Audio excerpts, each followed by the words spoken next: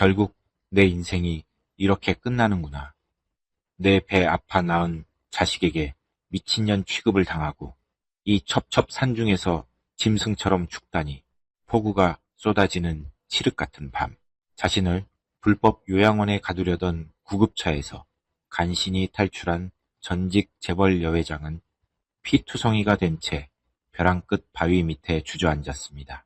평생을 일군 그룹도 하나뿐인 핏줄도 모두 잃은 그녀가 모든 것을 체념하고 스스로 삶의 끈을 놓으려 눈을 감던 찰나.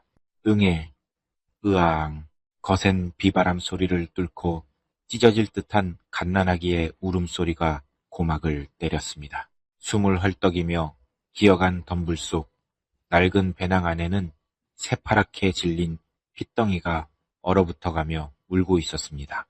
아기를 가슴에 꽉 끌어안은 그녀는 참았던 피눈물을 쏟아냈습니다. 배신당해 버려진 내가 산속에서 똑같이 버림받은 너를 만났구나. 그녀는 자신과 똑같은 처지의 이 아기를 살리기 위해 죽음 대신 지독한 생존을 택합니다. 그리고 10년 후 그녀가 목숨 걸고 키워낸 이 작은 핏덩이는 자신들을 버린 거대한 악인들을 처단할 기적의 사냥꾼이 되어 세상을 뒤흔들기 시작합니다. 사연 시작 전 구독 눌러주시고 어디서 듣고 계신지 댓글 남겨주시면 그곳에 행복과 행운이 가득하기를 바라겠습니다. 대한민국 제1위 태산그룹의 본사 최상층 회장실안은 숨소리 하나 들리지 않을 만큼 무거운 침묵이 내려앉았습니다. 강명숙 회장이 결제 서류 뭉치를 커다란 회의용 탁자 위로 매섭게 집어던졌습니다. 서류들이 허공을 가르며 바닥으로 어지럽게 쏟아져 내렸죠. 강명숙이 테이블을 주먹으로 강하게 내리치며 서슬퍼런 목소리로 소리쳤습니다. 이따위 기한서를 결제해달라고 내 방까지 가져온 거야. 최고위급 임원진 전원은 일제히 고개를 푹 숙인 채 바닥만 뚫어지라 바라보았습니다. 강명숙이 핏대가 선 목소리로 임원들을 향해 다시 호통을 쳤습니다. 수백억 원이 들어가는 대규모 유통사업이야. 핵심 상권 분석도 제대로 안 된 이런 쓰레기를 들고 와서 나더러 도장을 찍으라는 거냐고. 임원들은 누구 하나 감히 변명조차 꺼내지 못하고 몸을 잘게 떨었습니다. 그룹의 공식 후계자인 최태호 부사장 역시 얼굴이 하얗게 질린 채 식은땀을 뻘뻘 흘리며 침을 꿀꺽 삼켰죠. 강명숙의 매서운 시선이 이내 최태호를 향해 똑바로 꽂혔습니다. 최태호 부사장, 입이 있으면 어디 한번 대답을 해봐. 이 사업, 네가 직접 주도해서 올린 기한 아니야? 최태호가 떨리는 목소리로 기어들어가듯 간신히 대답했습니다. 어머니, 아니 회장님. 그건 제가 실무진들과 다시 한번 꼼꼼하게 검토해서 올리려고. 강명숙이 차갑고 날카롭게 최태호의 말을 단칼에 끊어버렸습니다. 다시 검토? 그룹의 10년 미래가 걸린 일을 어린애 장난으로 해. 당장 이 쓰레기들 다 치워버려. 혼비백산한 임원들이 도망치듯 회의실을 빠져나가고 집무실에는 강명숙과 최태호 단둘만 덩그러니 남았습니다. 강명숙이 책상 위에 놓인 두꺼운 지시서를 툭 밀어 던지며 얼음장 같은 목소리로 말했습니다. 태호야, 너한테 태산그룹을 온전히 맡기기에는 턱없이 부족하다는 걸 오늘 다시 한번 뼛속 깊이 확인했다. 최태호가 두 눈을 크게 뜨고 다급하게 책상 앞으로 다가갔습니다. 어머니, 제가 더 잘하겠습니다. 이번 한 번만, 딱 한 번만 기회를 더 주십시오. 강명숙이 의자에 깊숙이 등을 기대며 단호하게 선을 그었습니다. 기회는 지난 5년 동안 이미 충분히 줬어. 당분간 차기 회장 승계 논의는 전면 중단한다. 최태호가 주먹을 꽉 쥐며 억울함이 가득 찬 목소리를 높였습니다. 어머니, 어떻게 저한테 이러실 수가 있습니까? 제가 하나뿐인 장남입니다. 강명숙이 실망감이 가득한 눈빛으로 최태호를 노려보며 매몰차게 쏘아붙였습니다. 장남이라는 껍데기만 믿고 헛바람 들지 말고 밑바닥 실무부터 다시 배워. 내 결정은 절대로 바뀌지 않으니 당장 내 방에서 나가봐. 최태호는 입술을 지니기듯 깨물며 속에서 끓어오르는 분노를 간신히 억누르고 집무실 문을 쾅 닫으며 빠져나왔습니다. 그날 밤 도심 외곽의 인적 드문 어두운 비밀안가에 최태호와 그의 신복인 김 비서실장이 마주 앉았습니다. 최태호가 탁자 위에 놓인 독한 위스키 잔을 단숨에 비우고는 유리잔을 거칠게 내려놓았죠. 어머니가 나를 완전히 쳐낼 작정이신 것 같아. 그룹 승계 논의를 중단하겠다고 내 면전에 대놓고 말씀하셨어. 김 비서실장이 안경을 치켜 올리며 은밀하고 조심스럽게 입을 열었습니다. 부사장님, 이대로 가만히 엎드려 계시면 정말 모든 권력을 잃게 됩니다. 이 사회를 먼저 장악해야만 합니다. 최태호가 넥타이를 거칠게 풀어 헤치며 핏발선 눈으로 짜증을 냈습니다. 이사회 장악? 늙은 호랑이 이빨을 어떻게 뽑아야 할지 네가 똑바로 말해봐. 회장님이 두 눈 시퍼렇게 뜨고 살아계시는데 무슨 수로 늙은 구렁이 같은 이사회를 움직여. 김 비서실장이 검은 가방에서 작은 유리병 하나를 꺼내 탁자 위에 조용히 올려놓았습니다. 회장님이 스스로 그룹에서 물러날 수밖에 없는 완벽한 명분이 필요합니다. 예를 들면 아주 치명적인 병 같은 것 말입니다. 최태호가 투명한 액체가 담긴 유리병을 집어들며 의아하게 물었습니다. 이게 대체 뭐야? 서서히 뇌신경을 마비시켜 심각한 환각과 치매 증상을 일으키는 특수 약물입니다. 무색무취라 아무리 예민하신 회장님이라도 전혀 눈치채지 못하실 겁니다. 최태호는 아주 잠시 흔들리는 듯 했지만 이내 눈빛이 차갑게 번뜩이며 입가에 비열한 미소를 지었습니다. 당장 내 아내한테 이 약을 은밀히 전달해. 며칠 뒤 강명숙의 으리으리한 저택 넓은 식당에서 가족 만찬이 열렸습니다. 며느리가 화려한 문양이 그려진 예쁜 찻잔을 쟁반에 받쳐들고 강명숙의 곁으로 사뿐히 다가갔죠. 며느리가 세상에서 가장 상냥한 미소를 지으며 강명숙의 식탁 앞에 찻잔을 조심스럽게 내려놓았습니다. 어머니, 요즘 통 깊게 주무시지 못하시는 것 같아서 특별히 외국에서 구한 허브차를 직접 끓여왔어요. 몸이 따뜻해지게 얼른 드세요. 최태호도 맞은편에 앉아 고개를 끄덕이며 태연하게 거들었습니다. 어머니, 집사람이 어머니 건강 생각해서 아주 귀하게 구해온 찻잎입니다. 한번 드셔보십시오. 강명숙이 며느리의 정성에 흐뭇한 표정을 지으며 찻잔을 들어 올렸습니다.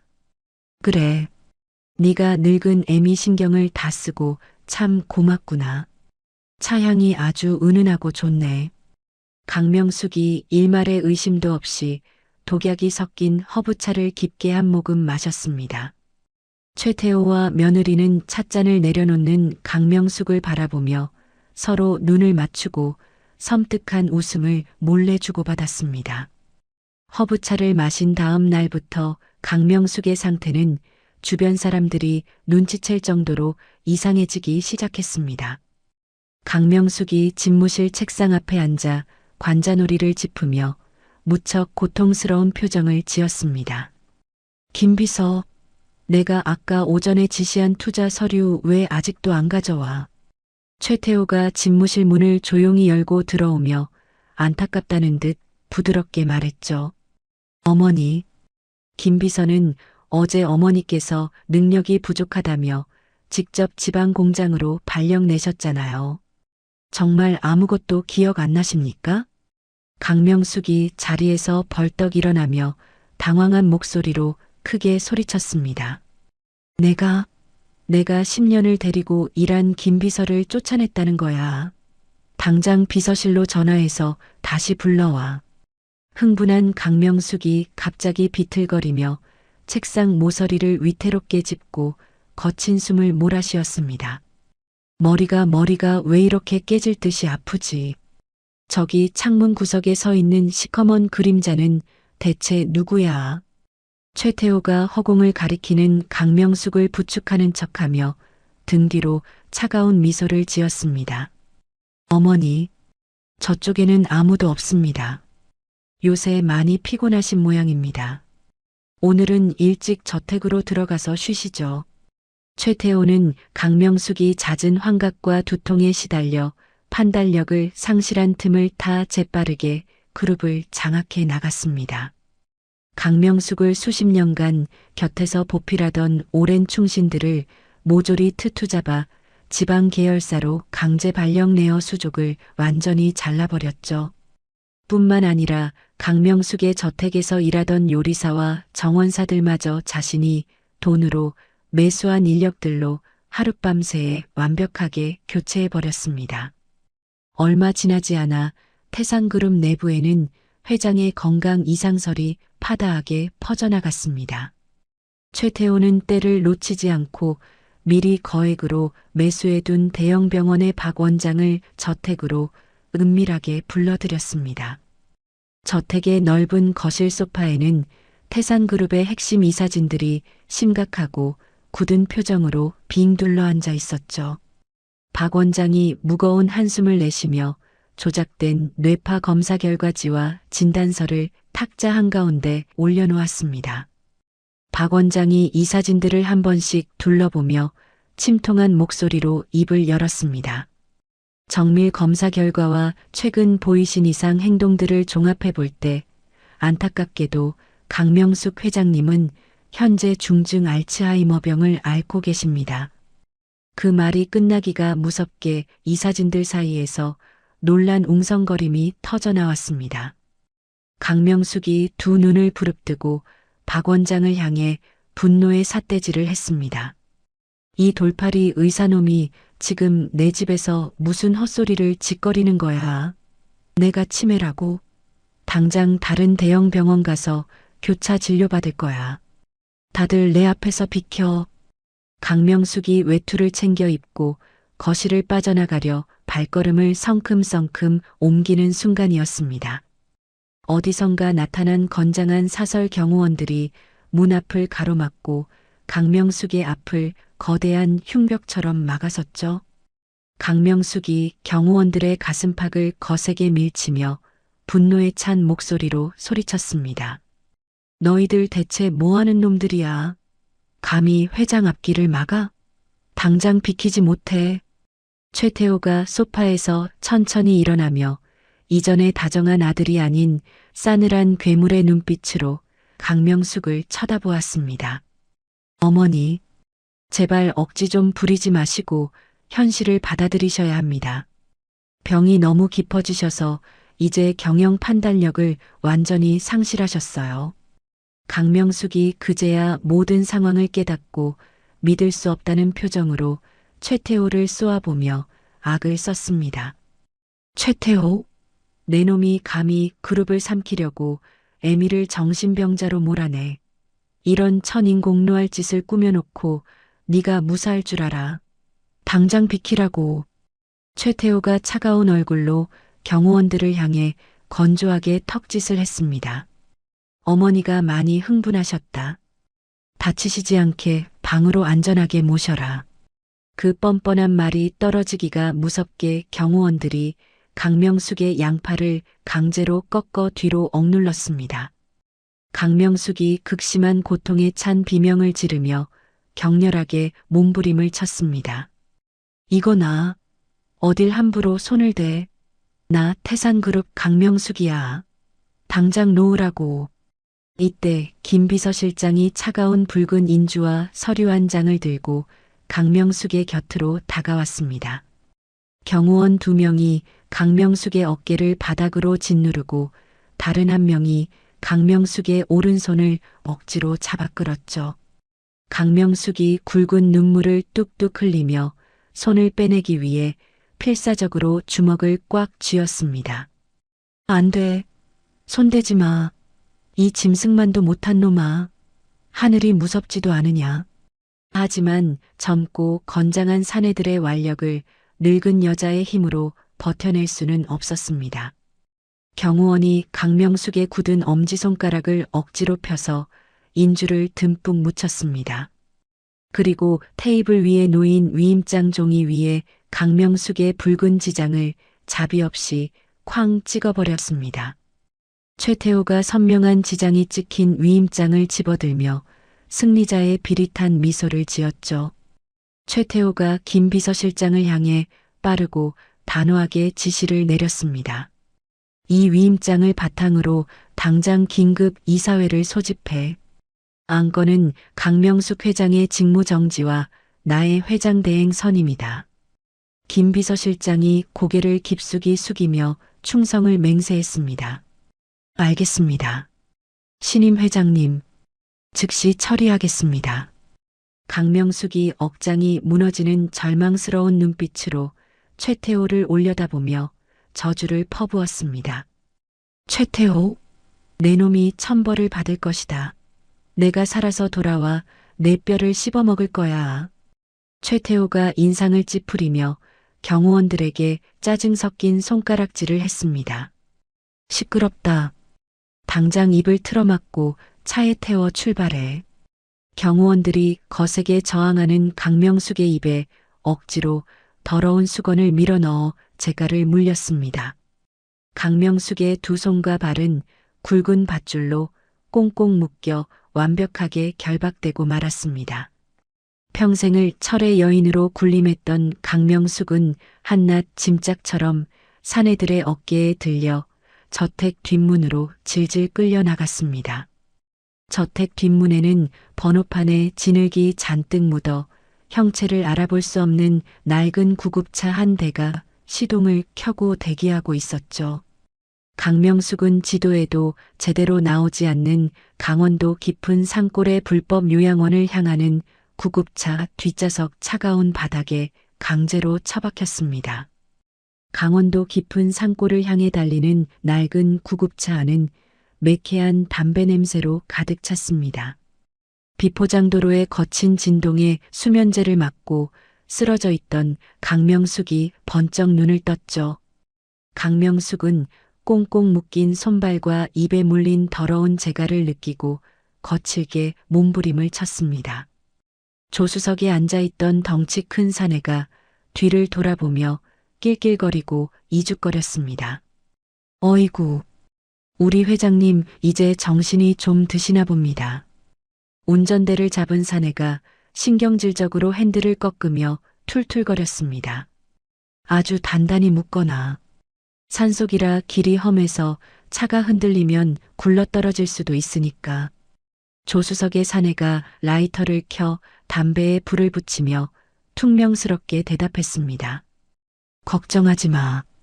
아들놈이 아주 독하게 마음먹었는지 꼼짝도 못하게 묶어달라고 돈을 2배나 얹어줬잖아. 운전하는 사내가 창밖에 쏟아지는 비를 보며 창문 밖으로 가래침을 탁 뱉었습니다. 이런 제길. 비는 또 왜 이렇게 쏟아지는 거야? 요양원 원장한테 연락해서 입구 철문이나 활짝 열어두라고 해. 강명숙이 재갈 물린 입으로 분노에 찬 신음소리를 길게 냈습니다. 읍, 읍, 읍. 조수석의 사내가 거친 손을 뻗어 강명숙의 이마를 손가락으로 툭툭 치며 비웃었죠. 회장님, 입 아프게 소리 지르지 말고 얌전히 좀 갑시다. 이제 회장님 찾을 사람 세상에 아무도 없어요. 사내가 담배 연기를 구급차 천장으로 훅 내뿜으며 말을 이었습니다. 친아들이 직접 정신병자 취급해서 산골 요양원에 내다버린 마당에 어느 누가 회장님을 구하러 오겠습니까? 강명숙은 하나뿐인 핏줄인 최태호에게 철저하게 버림받았다는 사실에 두 눈에서 피눈물을 뚝뚝 흘렸습니다. 강명숙이 밧줄에 묶인 손목이 까져 피가 나도록 비틀며 속으로 처절하게 절규했습니다. 최태호 이 짐승만도 못한 놈. 내가 널 어떻게 키웠는데. 그룹을 차지하려고 애미를 정신병원에 쳐넣어. 자정 무렵 폭우가 쏟아지는 산길을 억지로 오르던 구급차 헤드라이트 불빛 위로 거대한 물체가 뛰어들었습니다. 운전하는 사내가 눈을 부릅뜨고 기겁하며 비명을 질렀습니다. 미친, 멧돼지 떼야. 핸들 꺾어. 꽉 잡아. 구급차가 빗길에 크게 미끄러지며 도로를 벗어나 산빛 아래 거대한 나무를 정면으로 무섭게 들이받았습니다. 엄청난 굉음과 함께 구급차 앞부분이 종이장처럼 구겨지며 시커먼 연기가 치솟았죠. 조수석과 운전석의 사내들은 앞 유리에 머리를 세게 부딪혀 그 자리에서 기절해버렸습니다. 충돌의 충격으로 뒷좌석의 의료용 물품함이 부서지며 수십 개의 유리 앰플들이 바닥에 산산조각 났습니다. 바닥에 나뒹굴던 강명숙은 찌그러진 차체 틈으로 들어오는 차가운 빗물을 맞으며 번쩍 정신을 차렸습니다. 강명숙이 고통으로 일그러진 얼굴을 펴며 젖먹던 힘을 다해 소리 없는 외침을 토해냈습니다. 살아야 해. 여기서 이대로 개죽음을 당할 수는 없어. 반드시 살아서 내 손으로 그놈을 찢어 죽일 거야. 강명숙은 묶인 몸을 이리저리 비틀어 바닥에 흩어진 가장 크고 날카로운 유리 파편을 향해 기어갔습니다. 손이 등 뒤로 묶인 강명숙은 손바닥이 유리에 깊게 찔리는 고통을 악물고 파편을 꽉 쥐었죠. 손바닥에서 붉은 피가 뚝뚝 떨어져 구급차 바닥을 적셨지만 강명숙은 멈추지 않고 밧줄에 유리를 미친 듯이 비벼댔습니다. 강명숙이 땀과 빗물에 젖은 얼굴로 거친 숨을 몰아쉬며 낮게 신음했습니다. 조금만 제발 조금만 더 끊어져라. 툭 하는 소리와 함께 굵은 밧줄이 풀리자 강명숙은 재빨리 입에 물린 더러운 재갈부터 빼내어 바닥에 던졌습니다. 자유를 찾은 강명숙이 피투성이가 된 양손으로 찌그러진 구급차 뒷문을 잇는 힘껏 발로 걷어찼습니다. 열려라. 열려. 당장 열리란 말이다. 쾅 하는 파열음과 함께 뒷문이 열리자 비바람이 매섭게 몰아치는 칠흑 같은 산속 풍경이 눈앞에 펼쳐졌습니다. 강명숙은 뒤도 돌아보지 않고 망설임 없이 절벽 같은 산비탈 아래로 온몸을 내던졌습니다. 얼마 지나지 않아 구급차 앞좌석의 사내들이 머리에서 피를 흘리며 끙끙대며 깨어났습니다. 조수석의 사내가 텅 빈 뒷좌석에 끊어진 밧줄을 확인하고 사색이 되어 소리쳤죠. 야, 늙은이 도망갔어. 밧줄을 끊고 튀었다고. 당장 안 일어나. 운전하는 사내가 운전대를 주먹으로 내리치며 욕설을 뱉고 허리춤에서 밝은 손전등과 무전기를 꺼냈습니다. 이런 미친. 무전기 빨리 켜. 요양원에 대기하던 애들 다 산으로 올려보내. 사냥개도 당장 풀라고 해. 사내가 무전기에 대고 악을 쓰자 산속 곳곳에 수십 개의 손전등 불빛이 번쩍이고 사나운 개들의 짖는 소리가 소름 끼치게 메아리 쳤습니다. 건장한 경호원들이 긴 몽둥이와 날카로운 낫을 휘두르며 거친 숲을 마구 헤집고 다녔죠. 확실히 찾아. 늙은 여자가 다리를 다쳤으니 절대 멀리 못 갔을 거다. 그 늙은이 놓치면 부사장님한테 우리 다 죽어. 강명숙은 빗물에 젖은 진흙탕을 네 발로 기며 짐승처럼 헐떡이며 산속 깊은 곳으로 쉼없이 도망쳤습니다. 넘어지면서 발목이 날카로운 돌에 찢어지는 끔찍한 부상을 입었지만 고통을 느낄 새도 없었습니다. 강명숙이 튀어나온 나무 뿌리를 부여잡고 피를 토하듯 거친 숨을 내쉬며 이를 바득바득 갈았습니다. 최태호 내 배 아파 낳은 아들 최태호. 내 놈이 나를 시궁창에 버려. 내가 지옥 구덩이에서라도 살아서 널 파멸시킬 거다. 경호원들의 랜턴 불빛이 강명숙이 웅크려 숨어있는 빽빽한 숲을 바로 옆까지 바짝 다가왔습니다. 사냥개가 코를 킁킁거리며 맹렬하게 이빨을 드러내고 사납게 지저댔습니다. 사내가 숲을 쪽으로 밝은 손전등을 휙 비추며 몽둥이로 바닥을 치며 크게 소리쳤습니다. 저쪽 비탈길로 발자국이 이어졌어. 나뭇잎에 핏자국도 있다. 빨리 따라와. 강명숙은 두 손으로 입을 꽉 틀어막고 숨을 참으며 가파른 비탈길 아래로 낙엽과 함께 몸을 굴려 간신히 놈들의 시선을 따돌렸습니다. 추격자들의 불빛이 산봉우리 너머로 완전히 멀어지고 비가 잦아들 무렵 푸른 동이 터올랐습니다. 머리부터 발끝까지 상처투성이가 된 강명숙은 커다란 비가림 바위 밑에 쓰러지듯 주저앉아 가쁜 숨을 몰아쉬었죠. 강명숙이 흐린 하늘을 올려다보며 진흙 묻은 두 손으로 얼굴을 감싸쥐고 허탈한 웃음을 지었습니다. 결국 내 인생이 이렇게 끝나는구나. 평생을 바쳐 태상그룹을 최고로 키웠는데 내 핏줄에게 버림받고 산속에서 짐승처럼 죽다니. 강명숙은 퉁퉁 부어오른 발목에서 쉴 새 없이 흐르는 피를 지혈할 아주 작은 힘조차 남아있지 않았습니다. 강명숙이 천천히 두 눈을 감고 차가운 바위 바닥에 기대어 모든 삶의 의지를 내려놓으려던 바로 그 순간이었습니다. 응애, 응애, 으앙. 거센 비바람 소리를 뚫고 어디선가 갓난아기의 날카롭고 자지러지는 울음소리가 강명숙의 고막을 강하게 때렸습니다. 강명숙이 감았던 눈을 번쩍 뜨고 상체를 억지로 일으켜 세우며 주변을 두리번거렸습니다. 이게 대체 무슨 소리야? 내가 죽을 때가 되어서 드디어 미친 환청까지 듣는 건가? 이 산속에 웬 아기 울음소리가 나? 하지만 울음소리는 멈추지 않고 더욱 크게 메아리치자 강명숙은 굳어가는 몸을 이끌고 소리의 근원지를 향해 바닥을 박박 기어갔습니다. 바위 틈바구니 깊숙한 구석에 물에 푹 젖어 낡고 찢어진 등산 배낭 하나가 덩그러니 버려져 있었죠. 강명숙이 덜덜 떨리는 손으로 배낭의 지퍼를 조심스럽게 열자 눈을 의심할 만한 놀라운 광경이 펼쳐졌습니다. 배낭 안에는 얇은 속삭이 하나에 의지한 채 지독한 추위에 새파랗게 질려 울고 있는 핏덩이 아기가 있었습니다. 강명숙이 두 눈을 크게 뜨고 아기를 두 손으로 조심스럽게 감싸 품에 안아 올렸습니다. 아이고 세상에. 하늘도 무심하시지. 어떤 모진 인간이 이 춥고 깊은 산속에 이런 핏덩이를 버리고 간단 말이냐. 아기는 강명숙의 따뜻한 품에 안기자 필사적으로 강명숙의 젖은 옷깃을 작은 손으로 꽉 쥐고 파고들었습니다.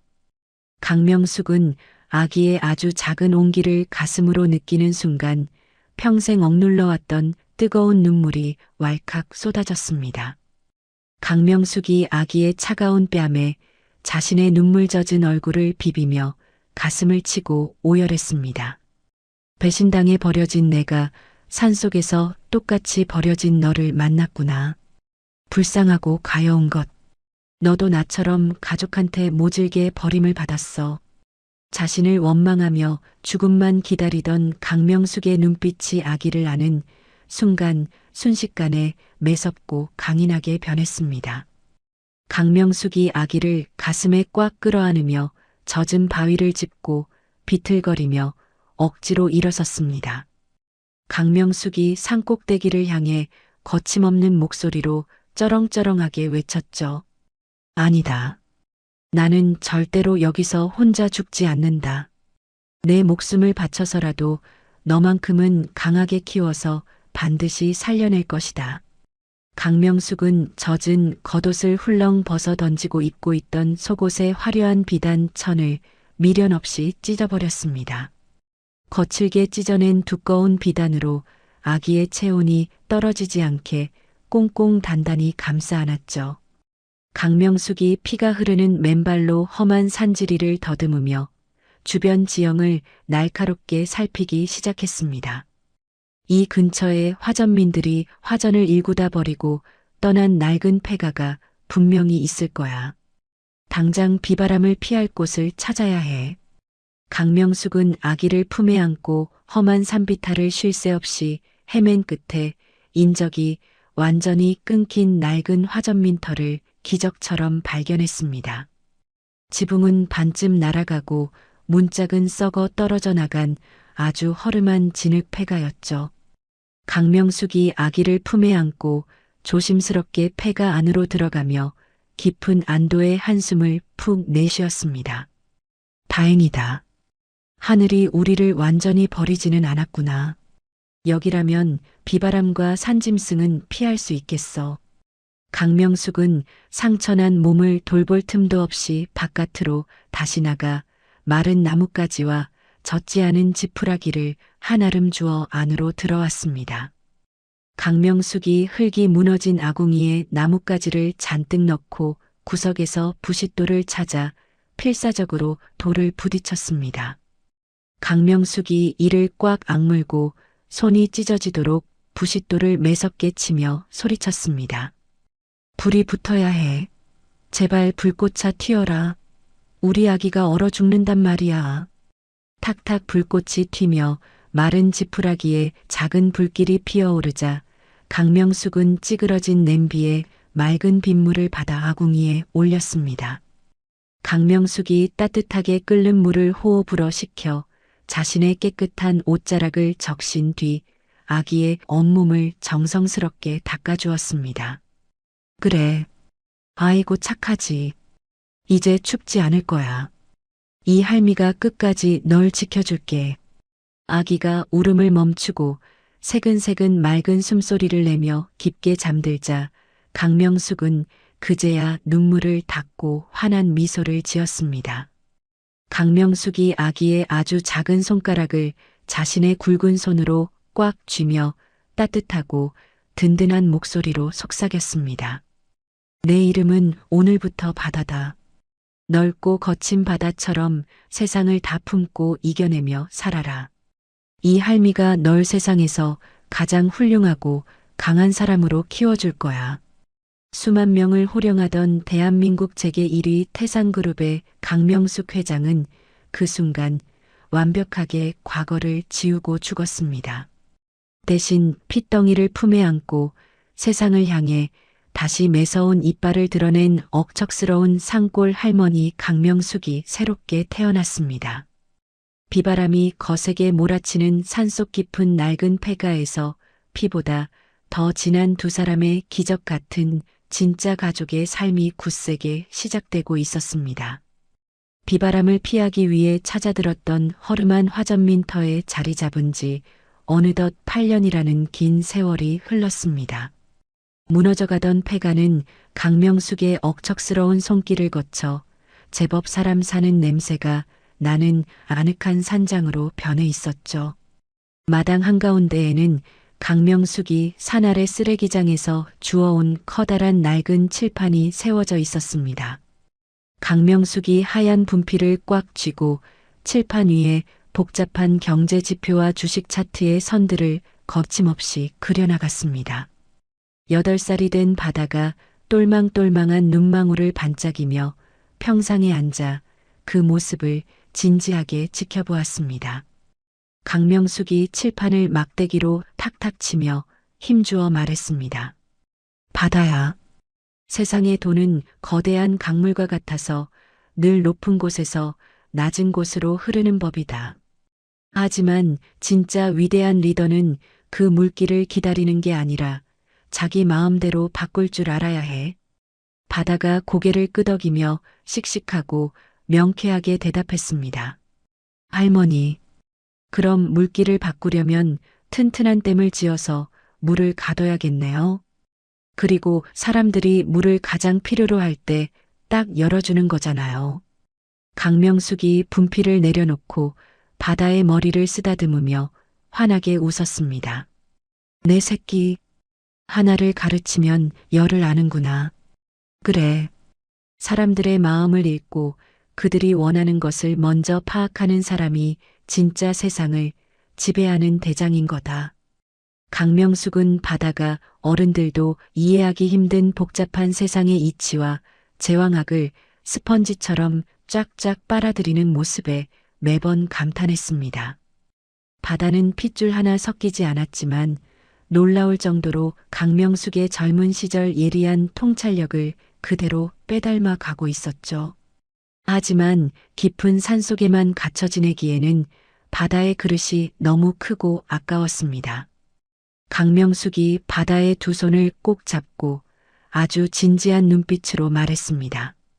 바다야, 방 안에서 혼자 똑똑한 건 아무 소용이 없어. 진짜 세상을 이끌려면 사람들 틈에 섞여서 부대끼며 그들의 마음을 배워야 한다. 내일부터 당장 산아래 학교에 가거라. 강명숙이 방 안에서 조심스럽게 꺼내온 투박하고 낡은 가방을 바다의 품에 따뜻하게 안겨주었습니다. 그 가방 안에는 강명숙이 험한 산비탈을 구르며 캔 귀한 약초를 장에 내다 팔아 마련한 돈으로 산 중고 노트북이 들어 있었습니다. 읍내 전파상에서 가장 싸게 고쳐온 낡은 기계였지만 강명숙의 피땀이 서린 세상에서 가장 귀한 선물이었죠. 바다가 가방을 품에 꽉 껴안고 굵은 눈물을 뚝뚝 흘리며 말했습니다. 할머니, 이거 사시려고 매일 밤 다리가 아파서 끙끙 앓으셨잖아요. 저 정말 학교 가서 공부 열심히 하고 친구들이랑 잘 지낼게요. 강명숙이 바다의 뺨에 흐르는 눈물을 굵은 엄지손가락으로 닦아주며 빙글에 미소를 지었습니다. 울기는 왜 울어? 사내 자식은 함부로 눈물 흘리는 거 아니야. 넌 큰일을 할 놈이니까 항상 가슴을 쫙 펴고 당당하게 걸어라. 다음 날부터 왕복 2시간이 넘는 험난한 산길을 오르내리며 시골 초등학교에 다니기 시작한 바다는 누구보다 밝고 건강했습니다.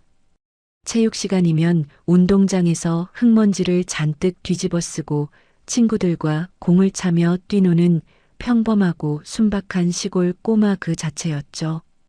특유의 넉살과 뛰어난 신체 능력 덕분에 바다는 금세 친구들의 마음을 사로잡고 반장으로 완벽하게 적응했습니다. 하지만 점심시간을 알리는 경쾌한 종소리가 울리면 바다의 행동은 완전히 달라졌습니다.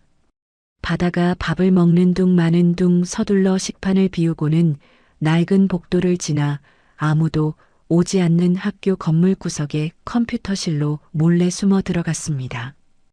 바다가 구석진 책상에 자리를 잡고 가방에서 할머니가 사준 낡은 중고 노트북을 조심스럽게 꺼내 전원을 켰습니다. 비밀번호를 입력하고 학교 인터넷망에 접속하는 바다의 손놀림은 초등학생이라고는 믿기지 않을 만큼 빠르고 정교했습니다. 바다의 머릿속에는 언제나 할머니의 슬픈 얼굴과 산장 깊은 곳에서 몰래 발견했던 낡은 손수건 한 장이 맴돌고 있었죠.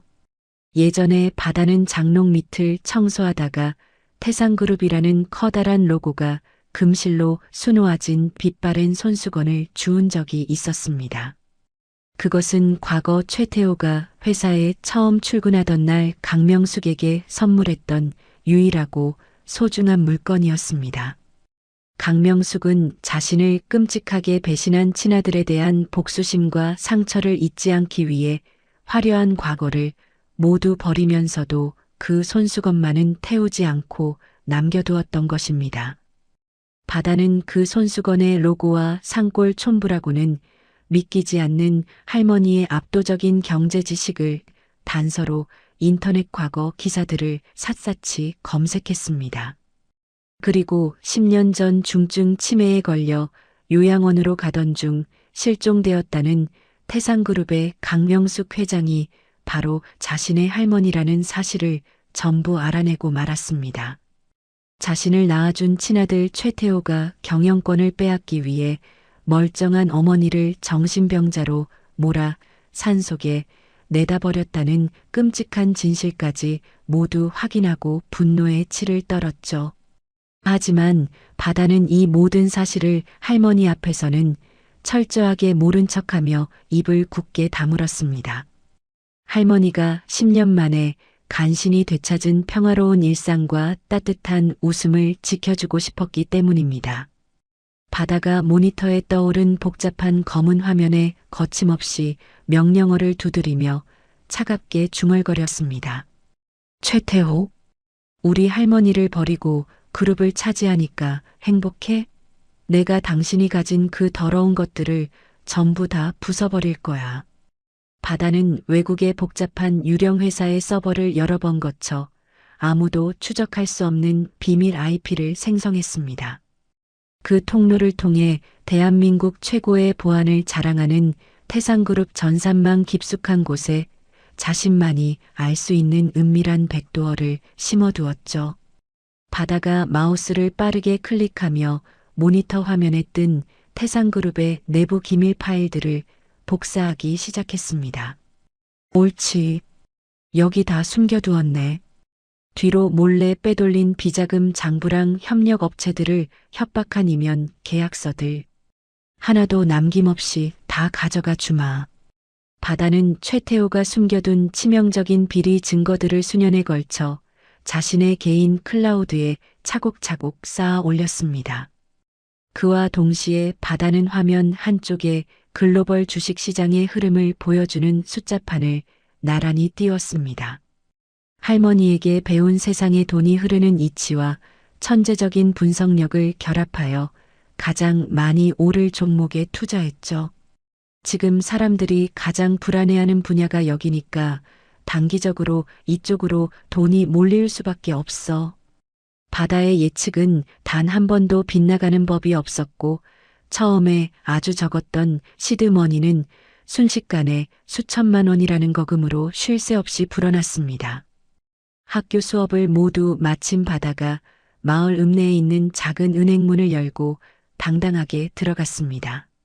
바다가 번호표를 뽑고 기다리다 창구 직원에게 웃으며 카드를 내밀었습니다.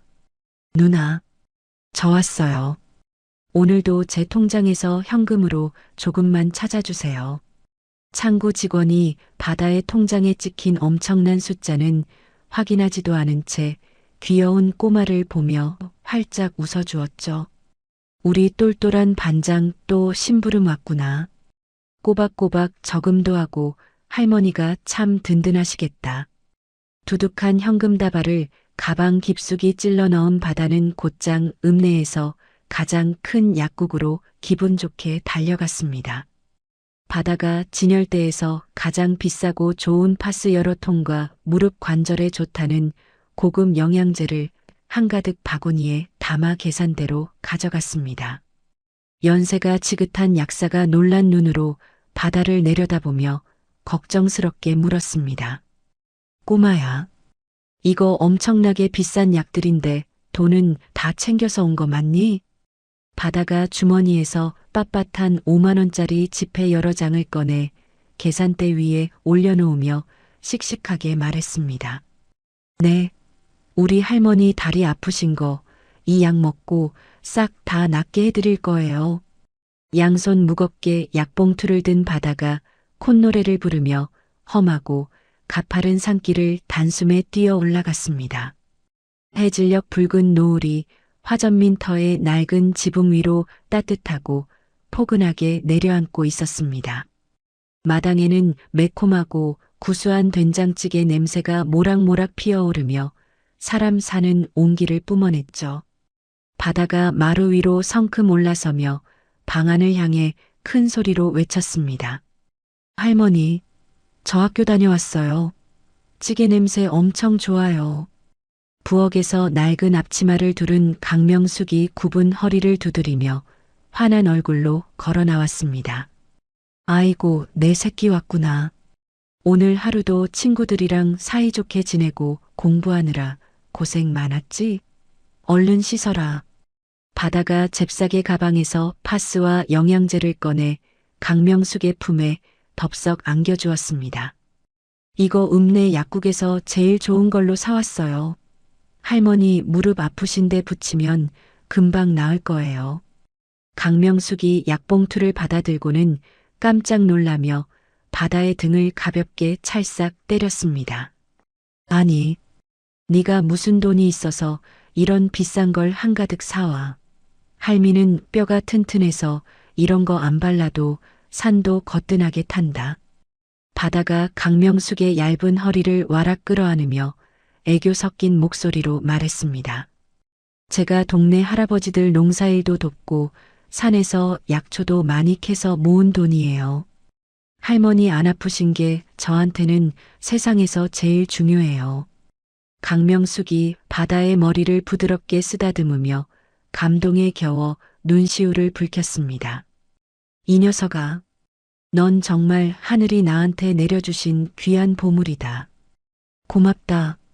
정말 고마워. 강명숙이 저녁상을 마저 차리기 위해 다시 부엌으로 들어간 사이 바다는 재빨리 방 안으로 쏙 들어갔습니다. 바다가 방문을 굳게 닫고 방바닥 모서리의 낡은 장판을 조심스럽게 위로 들추어냈습니다. 그 밑에는 바다가 그동안 주식으로 벌어 은행에서 찾아온 5만 원짜리 지폐 다발들이 빽빽하게 줄지어 숨겨져 있었죠. 바다가 오늘 찾아온 지폐 다발을 그 옆에 가지런히 내려놓으며 차가운 복수를 다짐했습니다. 창호지 문 너머로 도마에 칼질을 하는 강명숙의 굽은 등그림자가 따뜻하게 어른거렸습니다. 바다가 그 그림자를 애틋하게 바라보며 두 주먹을 불끈 쥐고 결연하게 작게 속삭였습니다. 할머니, 조금만 더 기다려주세요. 제가 저 나쁜 놈들 다 감옥에 보내버리고 할머니가 억울하게 잃어버린 그 자리 완벽하게 되찾아 드릴게요. 바다의 맑고 깊은 눈동자 속에는 평범한 초등학생이 아닌 거대한 태산그룹을 뿌리째 뒤흔들 거친 폭풍이 매섭게 일렁이고 있었습니다. 어느덧 산속 화전민터에서 평화롭고 따뜻한 생활이 이어지던 10년째 봄날이 밝았습니다. 하지만 거대한 태산그룹의 3대 회장으로 군림하고 있는 최태호의 상황은 지옥과도 같았죠. 태산그룹 본사 최상층 집무실 안 최태호가 붉은색으로 곤두박질 친 주식 차트가 띄워진 모니터를 주먹으로 강하게 내리쳤습니다. 이따위로 일 처리를 할 거야. 내가 야심차게 추진한 신사업이 줄줄이 망하고 주가가 반토막이 났잖아. 김 비서실장이 손수건으로 이마에 흐르는 식은 땀을 닦아내며 조심스럽게 입을 열었습니다. 회장님, 지금 검찰에서 10년 전 비자금 조성 의혹까지 내사를 시작했다는 흉흉한 소문이 돕니다. 주주들의 불만도 이미 통제할 수 없는 극에 달했습니다. 최태호가 답답한 듯 고급 실크 넥타이를 신경질적으로 거칠게 풀어 해치며 윽박질렀습니다. 어떻게든 긍정적인 기사를 도배해서 사람들의 눈을 딴 데로 돌려야 할 거 아니야. 당장 쓸만한 대책을 내놓으라고. 김 비서실장이 허리를 깊게 숙이며 급히 서류 한 장을 내밀었죠. 그래서 언론팀에서 대규모 농어촌 학교 발전 기금 전달식 행사를 기획했습니다. 회장님께서 직접 산골의 가난한 시골 학교에 방문하셔서 자애로운 이미지를 보여주시는 겁니다. 기부 금액도 대폭 늘렸습니다. 최태호가 서류를 훑어보며 짜증이 가득한 얼굴로 마지못해 고개를 끄덕였습니다. 그깟 이미지 세탁하려고 강원도 시골 구석탱이까지 내가 직접 가야 해? 알았어. 당장 언론사 기자들 수십 명 풀어서 내 사진 아주 감동적으로 찍어내라고 해. 행사 당일 아침 강원도 시골 마을에는 하늘이 구멍난 듯 거센 폭우가 쏟아지기 시작했습니다.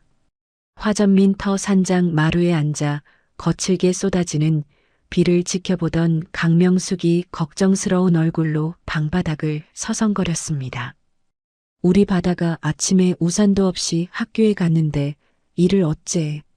비를 쫄딱 맞고 뼈마디에 바람이라도 들면 큰일이지. 강명숙은 10년 전에 그 끔찍한 사건 이후 자신의 정체를 숨기기 위해 사람 많은 곳을 철저히 피해왔습니다. 하지만 오늘만큼은 눈에 넣어도 아프지 않을 손자가 걱정되어 커다란 비닐우산을 챙겨 들고 쟁걸음으로 험한 산을 내려왔죠.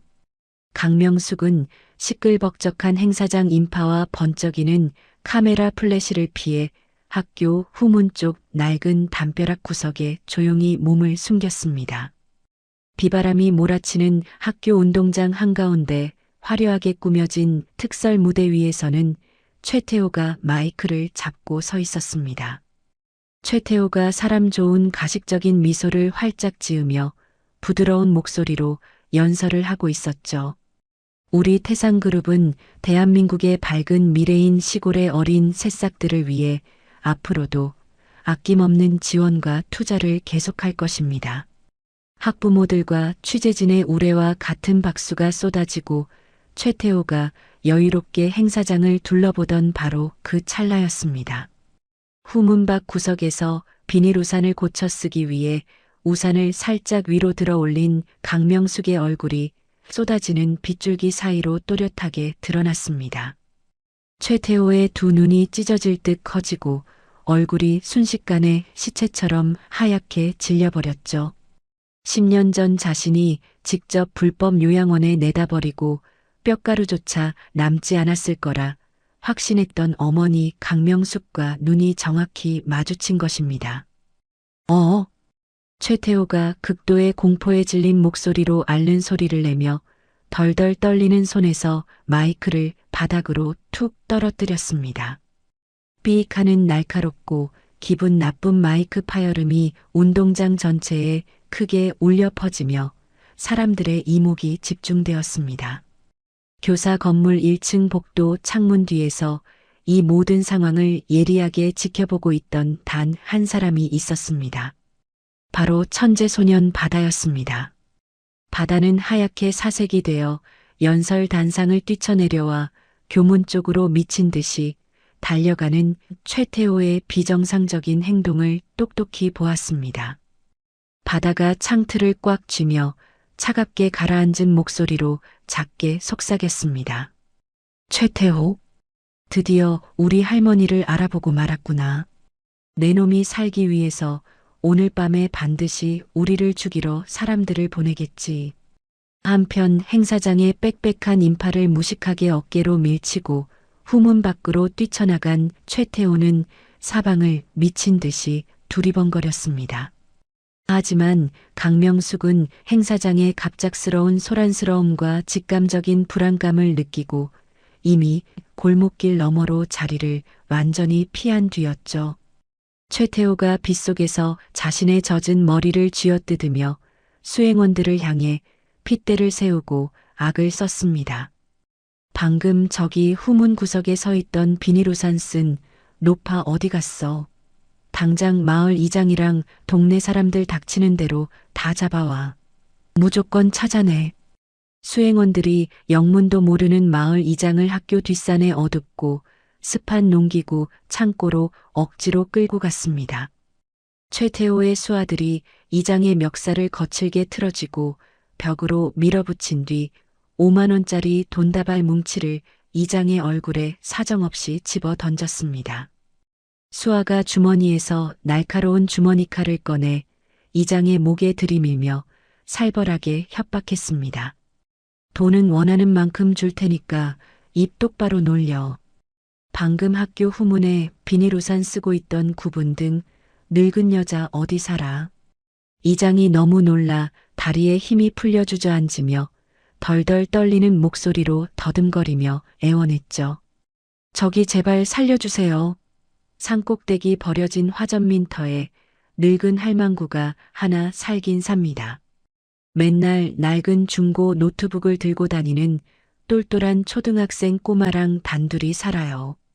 정확한 거주지 보고를 전해 들은 최태호는 서울로 돌아가는 고급 세단 뒷좌석에서 극도의 불안감에 손톱을 물어뜯었습니다. 최태호가 붉게 충혈된 눈으로 창밖을 노려보며 뱀처럼 쉬쉬거렸습니다. 어머니가 살아있었어. 내 비리를 다 알고 내 목을 조르려고 10년 동안 쥐새끼처럼 숨어있던 거야. 오늘 밤 무조건 쳐 죽여야 해. 학교 수업이 끝나자마자 화전민터로 쏜살같이 달려온 바다는 강명숙 앞에서는 아무 일도 없는 척 평소처럼 밝고 씩씩하게 웃었습니다. 강명숙이 부엌에서 구수한 저녁찌개를 끓이는 사이 바다는 조용히 방에서 낙과 도끼를 챙겨들고 비 내리는 산장 밖으로 몰래 빠져나왔습니다.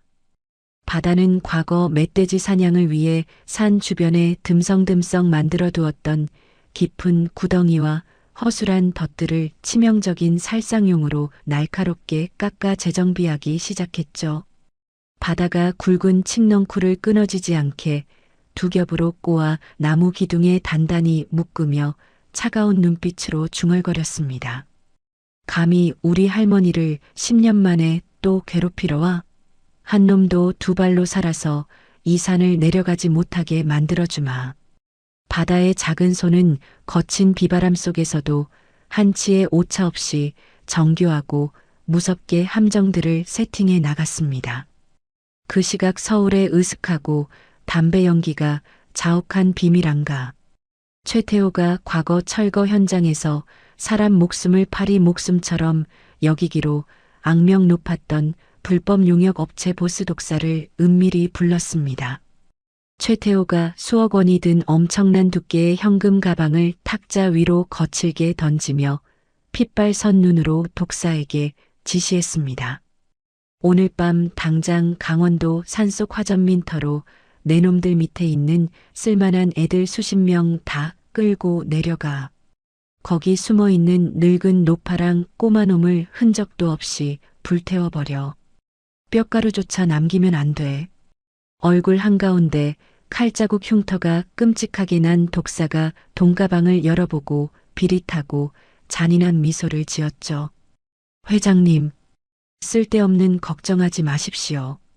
산을 통째로 구워버리고 개미 새끼 한 마리 살아서 도망치지 못하게 아주 깔끔하게 처리하고 오겠습니다.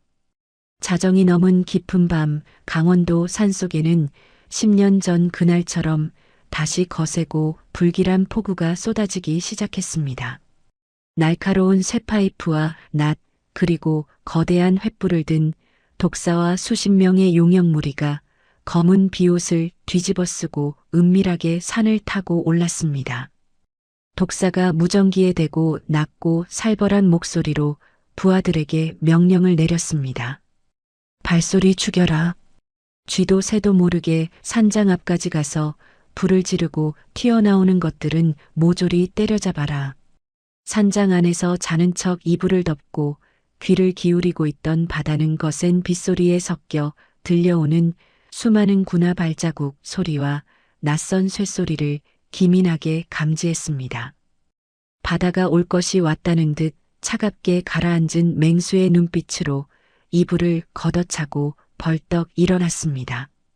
바다는 평소 이런 비상사태를 대비해 철저하게 준비해 두었던 생존 배낭을 둘러매고 자신의 모든 복수 자료가 담긴 낡은 중고 노트북을 가슴에 소중히 품었죠. 바다가 곤히 잠든 강명숙의 곁으로 다가가 입을 아주 작게 틀어막으며 다급하게 흔들어 깨웠습니다. 할머니, 쉿! 아무 소리 내지 마세요. 우리를 죽이려는 악당들이 산장 앞까지 새카맣게 몰려왔어요. 얼른 일어나세요. 강명숙이 깜짝 놀라 번쩍 눈을 뜨고 바다에 결연하고 진지한 표정을 보며 상황의 심각성을 단번에 깨달았습니다.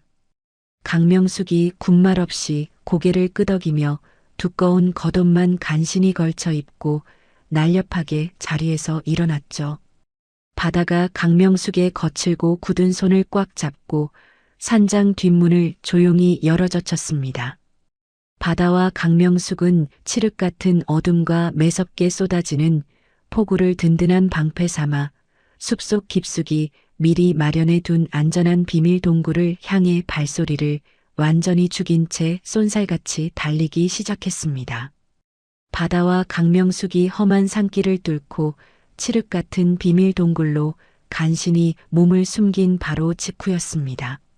산장 쪽에서 무언가 육중한 것이 부서지는 끔찍한 파열음이 거센 빗소리를 뚫고 들려왔습니다. 텅 빈 산장문을 커다란 도끼로 무참히 부수고 들이닥친 독사일당은 노파와 꼬마가 감쪽같이 사라진 것을 확인하고 길길이 날뛰었죠.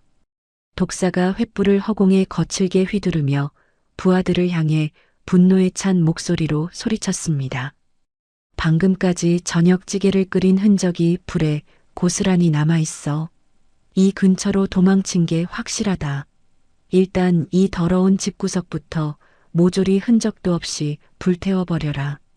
검은 우비를 입은 용역 깡패들이 거대한 휘발유통 여러 개를 들고 와 산장 안팎과 마당에 아낌없이 들이붓고 라이터를 던졌습니다. 거센 폭우가 쏟아지는 악천후 속에서도 휘발유를 머금은 시뻘건 불길이 하늘 높이 무섭게 치솟아 올랐습니다. 10년간 두 사람의 유일하고 소중한 보금자리였던 화전민터는 단 몇 분 만에 처참한 잿더미로 변해버렸습니다. 동굴 입구에서 타오르는 거대한 불길을 말없이 지켜보던 강명숙의 주먹이 하얗게 질리도록 꽉 쥐어졌습니다. 바다가 강명숙의 어깨를 작은 두 손으로 조심스럽게 감싸 안으며 걱정스러운 목소리로 위로했습니다. 할머니, 괜찮으세요? 너무 놀라지 마세요.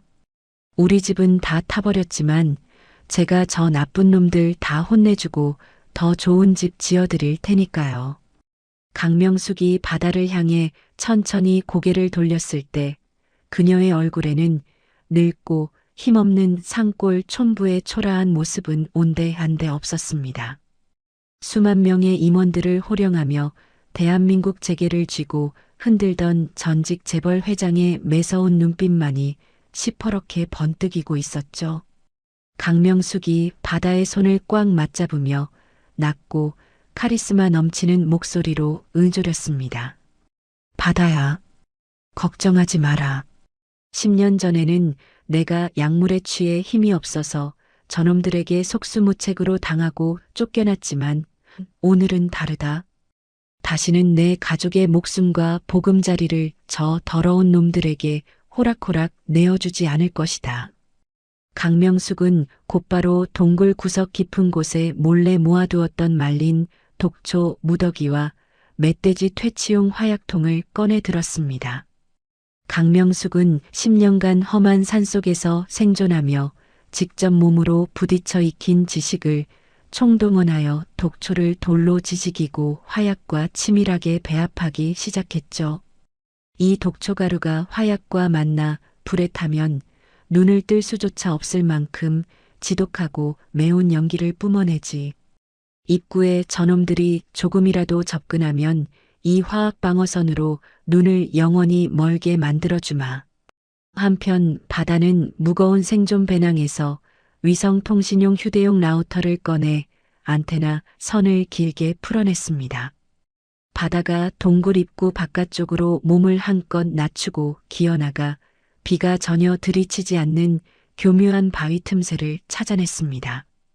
바다가 그 틈새에 라우터 안테나를 아주 단단하게 고정하여 위성 신호를 간신히 확보했습니다. 좋아.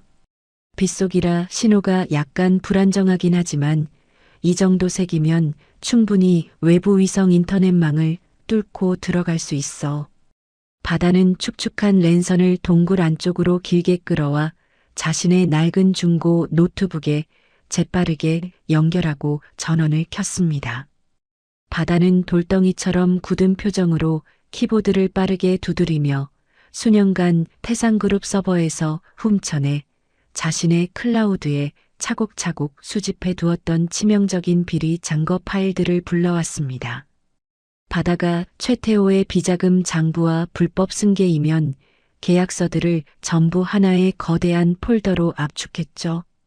이윽고 바다는 국내 주요 100여 개 언론사의 제보 게시판과 경찰청 특수수사본부 투고란에 이 파일들을 동시 전송하기 위한 해킹 자동화 스크립트 명령어를 거침없이 실행시켰습니다. 노트북 화면 중앙에 방대한 양의 데이터를 복잡하게 암호화하고 태산그룹의 마지막 감시망을 뚫어내기까지 약 1시간의 로딩바가 서서히 붉은색으로 차오르기 시작했습니다. 바다가 노트북 화면에서 눈을 떼고 겉옷을 훌렁 벗어 던지며 무기 하나 없는 가벼운 차림으로 몸을 풀며 당당하게 일어섰습니다. 할머니, 이 자료들이 세상에 전부 전송이 완료될 때까지 1시간 정도 걸릴 거예요. 제가 밖으로 나가서 저 쥐새끼들 시선을 다른 곳으로 돌리고 오겠습니다. 강명숙이 동굴 입구 바닥에 독초 화약을 정교하게 흩뿌려 덫을 설치하다 말고 바다를 향해 든든하고 미더운 미소를 지어 보였습니다. 그래, 넌 네가 계획한 일을 하거라. 이 동굴의 완벽한 수비는 내가 책임질 테니 뒤는 걱정 말고 나가서 놈들을 아주 철저하게 박살을 내버려라. 강명숙의 결연한 얼굴을 확인하고 안심한 바다는 빗물에 젖은 미끄러운 흙바닥과 험난한 지형 속으로 한 마리 날랜 짐승처럼 민첩하게 뛰어들었습니다. 산장을 완전히 불태워 흔적도 없이 지워버린 독사는 빗물을 탁 뱉어내며 부하들을 거칠게 닥달했습니다. 그 굽은 늙은 다리로 이 거센 비를 뚫고 절대 멀리 가지 못했을 거다. 당장 3명씩 조를 짜서 사방으로 흩어져라. 계곡과 산길목마다 빈틈없이 그물망을 치고 개미 새끼 한 마리 놓치지 말고 샅샅이 뒤져. 수십 명의 용역들이 밝은 손전등을 켜고 사방으로 흩어지며 고요했던 산속은 순식간에 거칠고 공포스러운 사냥터로 변해버렸습니다. 그중 낙과 쇠파이프를 든 험악한 인상의 수색조 3명이 강명숙이 숨어있는 동굴 근처 반경 100m 이내 숲까지 좁혀 들어왔습니다. 선두에 선 덩치 큰 깡패가 낫으로 거친 수풀을 마구 베어내며 침을 뱉고 짜증을 냈죠. 아우 씨발. 비는 억수로 오고 앞은 하나도 안 보이고 미치겠네. 그 늙은이는 대체 어디로 기어들어가 숨은 거야. 이때 바다는 그들보다 30m 앞선 높은 비탈길에서 낮에 미리 날카롭게 깎아둔 돌멩이와 칡넝쿨 덫 주변으로 은밀하게 기어 이동했습니다. 바다는 빽빽한 덤불 속에 몸을 완전히 낮추고 숨죽인 채 깡패들이 자신이 교묘하게 파놓은 함정으로 제 발로 걸어 들어오기만을 기다렸습니다. 깡패들이 투덜거리며 바다가 의도적으로 꺾어둔 부러진 나뭇가지 위작물 쪽으로 발걸음을 무겁게 옮겼습니다. 선두에 선 깡패의 두꺼운 군화가 나뭇가지를 밟는 그 찰나의 순간 팽팽하게 당겨져 있던 굵은 칡넝쿨이 엄청난 탄력으로 허공을 향해 튕겨 올랐습니다. 으악! 이게 뭐야? 사람 살려! 순식간에 칡넝쿨 올가미가 깡패 2명의 발목을 동시에 낚아채더니 거꾸로 허공에 3m나 붕 매달아 버렸습니다. 허공에서 대롱대롱 매달린 깡패들이 기겁하며 비명을 지르고 들고 있던 쇠파이프를 바닥에 떨어뜨리며 미친 듯이 허우적거렸죠. 밑에 남은 한 명의 깡패가 너무 놀라 엉덩방아를 찌으며 뒷걸음질을 치며 소리쳤습니다. 이게 도대체 무슨 함정이야? 칼, 주머니에서 칼 꺼내서 빨리 이 빌어먹을 넝쿨 끊어. 깡패들이 정신없이 허둥거리는 완벽한 타이밍을 놓치지 않고 바다가 덤불 속에서 불쑥 일어났습니다. 바다의 두 손에는 미리 질긴 그물망에 겹겹이 싸서 조심스럽게 모아둔 집채만 한 거대한 말벌집이 들려 있었죠. 바다가 정확하고 완벽한 투척 폼으로 그 말벌집을 깡패들이 허둥거리는 발밑 커다란 바위를 향해 있는 힘껏 냅다 집어던졌습니다. 퍽하는 둔탁한 파열음과 함께 말벌집이 산산조각 나며 수천 마리의 맹렬하고 도끼 품은 말벌떼가 쏟아져 나왔습니다. 으악! 벌이야. 산벌이다. 사람 살려. 거꾸로 매달린 놈들과 바닥에 주저앉은 놈 가릴 것 없이 깡패들은 벌떼에 무자비하고 잔인한 공격에 얼굴과 온몸이 퉁퉁 붓고 짐승처럼 고통에 찬 비명을 질러댔습니다. 독극물과도 같은 말벌의 쏘임에 첫 번째 수색조는 땅바닥을 대굴대굴 구르며 완벽하게 전투 능력을 상실하고 거품을 물며 기절해버렸죠. 바다가 재빠르게 쓰러진 조폭의 곁으로 다가가 허리춤에 단단히 차고 있던 고성능 무전기 2대를 낚아채듯 빼앗았습니다. 바다는 곧바로 동굴 입구로 다시 은밀하게 돌아가 강명숙을 향해 무전기 1대를 휙 던져주었습니다. 할머니, 이거 저 나쁜 놈들이 쓰는 무전기예요. 이걸 틀어놓으면 놈들이 어떻게 움직이는지 다 들을 수 있어요. 강명숙이 날아오는 무전기를 한 손으로 탁 잡아채며 고개를 거세게 끄덕였습니다. 알았다. 다치지 말고 조심해서 다녀오거라. 이 무전기는 이 할미가 아주 유용하게 써먹어주마. 바다가 입가에 씩 여유로운 웃음을 지어 보이고는 다음 치명적인 거대 함정이 설치되어 있는 깊은 계곡 쪽을 향해 빗속을 뚫고 쏜살같이 달리기 시작했습니다. 동굴 안에 남은 강명숙은 무전기의 주파수 다이얼을 천천히 돌리며 독사의 본대가 쉴 새 없이 교신하는 공용 주파수를 찾아냈습니다. 치지직거리는 거친 잡음 사이로 독사의 다급하고 분노에 찬 목소리가 무전기 너머로 생생하게 흘러나왔죠.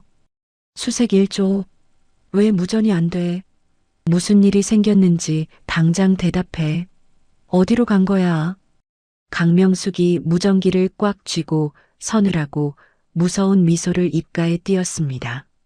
마치 10년 전 수만 명의 직원을 호령하며 그룹의 흥망성쇠를 쥐고 흔들던 철의 여인으로서의 통제력과 압도적인 카리스마를 완전히 되찾은 듯한 강인한 얼굴이었죠. 강명숙이 동굴 밖에 아직도 타오르는 불길을 노려보며 낮고 단호하게 의조렸습니다. 최태호, 감히 내 새끼를 건드린 대가가 얼마나 끔찍한지 이제부터 늙은 호랑이가 제대로 보여주마. 첫 번째 수색조의 끔찍한 비명소리와 함께 무전이 완전히 끊기자 산 아래에 대기하고 있던 독사는 이성을 잃고 길길이 날뛰었습니다. 독사가 손에 든 무전기를 진흙바닥에 거칠게 집어 던지며 분노에 찬 목소리로 악을 썼습니다. 이 쓸모없는 등신 같은 새끼들, 고작 늙은 여자랑 조그만 꼬마놈 하나 못 잡아서 당하고 자빠졌어. 독사가 허리춤에서 시퍼런 칼을 꺼내 들고 남은 부하들을 향해 핏대를 세우며 소리쳤습니다. 전원 당장 저 위쪽 계곡 비탈길 쪽으로 모여라. 그 꼬마 놈을 내 손으로 직접 잡아서 아주 껍질을 벗겨버릴 테다. 수십 명의 깡패 무리가 거친 숨을 헐떡이며 바다가 도망친 가파른 계곡을 향해 미친 듯이 몰려들기 시작했죠. 수많은 랜턴 불빛이 어두운 산속을 어지럽게 비추며 바다의 작은 등 뒤로 무섭게 좁혀 들어왔습니다. 비에 젖어 미끄러운 가파른 비탈길을 오르던 깡패들이 거친 욕설을 내뱉으며 소리쳤습니다. 야, 꼬마 새끼야. 거기 딱 안 서. 잡히면 아주 뼈도 못 추릴 줄 알아. 하지만 10년 동안 험한 산을 다람쥐처럼 타고 놀며 자란 바다의 걸음을 덩치 큰 성인 조폭들이 도저히 따라잡을 수는 없었습니다. 바다는 굵은 덩굴줄기를 꽉 붙잡고 절벽과 비탈길 사이를 타잔처럼 가볍게 넘나들며 깡패들을 산등성이 가장 좁고 가파른 길목으로 유인했습니다. 용역들이 진흙탕에 미끄러져 엎어지며 일렬로 길게 늘어서서 숨을 헐떡일 때 바다는 산등성이 최상단에 안전하게 도착했습니다.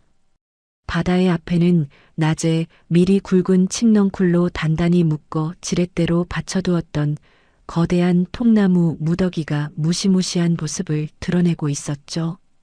바다가 손에 쥔 날카로운 도끼를 번쩍 들어 올리며 통나무 무더기의 고정줄을 끊어버릴 준비를 마쳤습니다.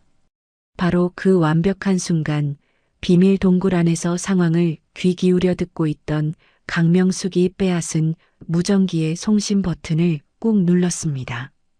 용역 깡패들의 허리춤에 매달린 모든 무전기에서 강명숙의 얼음장같이 차갑고 압도적인 목소리가 산속 전체에 쩌렁쩌렁하게 울려 퍼졌습니다. 내 말 똑똑히 들어라. 나는 10년 전 너희들이 산속 요양원에 버려져 죽은 줄로만 알고 있는 태상그룹 전 회장 강명숙이다. 그 한마디에 산을 오르던 수십 명의 깡패들이 일순간 걸음을 멈추고 귀신이라도 본 듯 하얗게 질린 얼굴로 서로를 쳐다보았습니다. 깡패들이 웅성거리며 극도의 공포에 사로잡혀 소리쳤습니다. 뭐야? 방금 무전기에서 무슨 소리가 난 거야? 태상그룹 회장이면 10년 전에 죽은 늙은이 아니야. 강명숙이 멈추지 않고 특유의 카리스마 넘치는 목소리로 살벌한 경고 방송을 쏟아냈습니다. 너희들이 지금 누구의 지시를 받고 이 험한 산속까지 쳐들어와서 흉기를 휘두르는지 나는 아주 잘 알고 있다.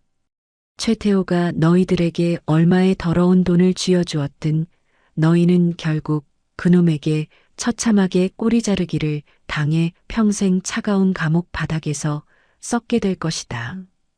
강명숙의 매서운 이간질과 팩트 폭력에 조폭들의 지휘 체계가 하얗게 마비되기 시작했죠. 그놈은 자기 핏줄인 친어미까지 권력을 위해 내다버린 악마만도 못한 놈이다. 하물며 돈 받고 일하는 너희 같은 밑바닥 용역들을 퍽이나 끝까지 책임져 주겠느냐? 정신 똑바로 차려라. 강명숙이 동굴 밖을 노려보며 최후의 통첩을 날렸습니다. 하지만 내 제안은 다르다. 지금 당장 손에 든 흉기를 바닥에 버리고 조용히 산을 내려가는 자에게는 내가 그룹을 되찾는 즉시 평생을 편안하게 먹고 살 엄청난 거액을 보상으로 주겠다.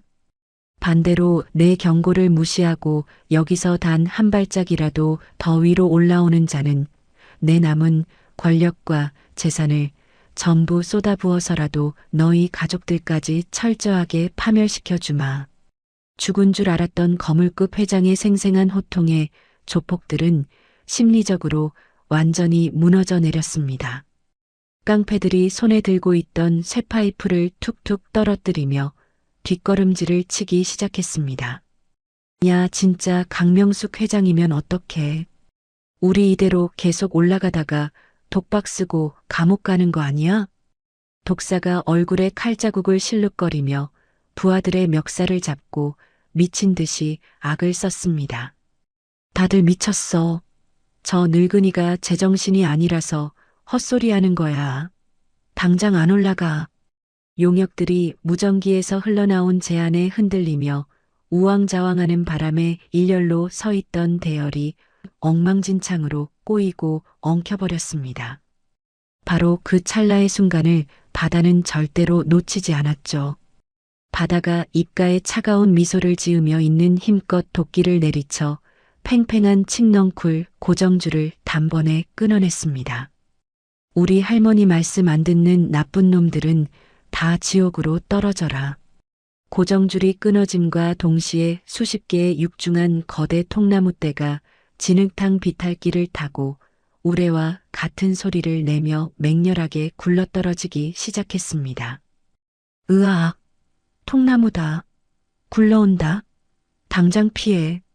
심리전에 완벽하게 말려 방어할 타이밍조차 놓친 선두그룹의 깡패들은 피할 새도 없이 통나무떼에 무기력하게 휩쓸려 버렸습니다.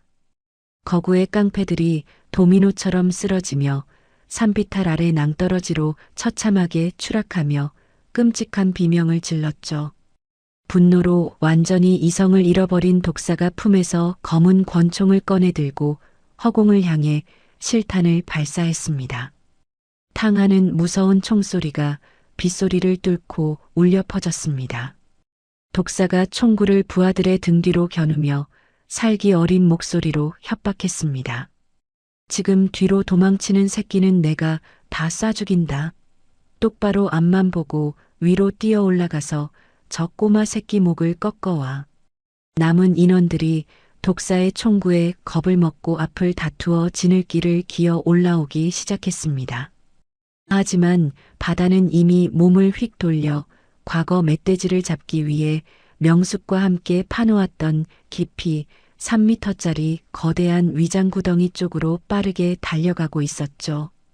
바다는 구덩이의 위치를 정확히 알고 있었기에 가벼운 발걸음으로 구덩이 가장자리를 날렵하게 건너뛰어 안전한 곳에 착지했습니다. 독사와 무리들은 바다의 앳된 뒷모습만 보고 눈이 뒤집혀 맹목적으로 소리를 지르며 달려들었습니다. 잡아라. 저기 꼬마 새끼 있다. 쏴 죽여. 독사의 군화가 폭우에 흠뻑 젖은 낙엽과 얇은 나뭇가지로 교묘하게 덮여있던 구덩이 위를 밟는 순간이었습니다. 단단한 줄 알았던 땅이 푹 꺼지며 거대한 입을 벌리듯 밑으로 쑥 무너져 내렸습니다. 으아! 독사와 수십 명의 용역들은 손을 쓸 틈도 없이 일제히 3미터 아래 깊고 차가운 진흙 바닥으로 곤두박질 쳤습니다. 구덩이 밑바닥에서는 깡패들이 서로의 몸에 깔리고 짓눌려 고통스러운 비명과 신음소리가 끊임없이 터져 나왔죠.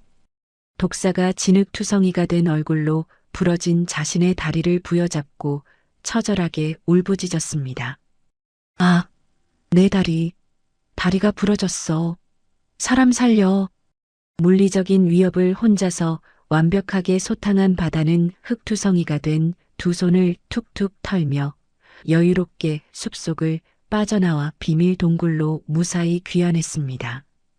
바다가 동굴 안으로 쏙 들어오며 젖은 머리를 털고 환하게 웃었습니다. 할머니, 저 하나도 안 다치고 무사히 돌아왔어요.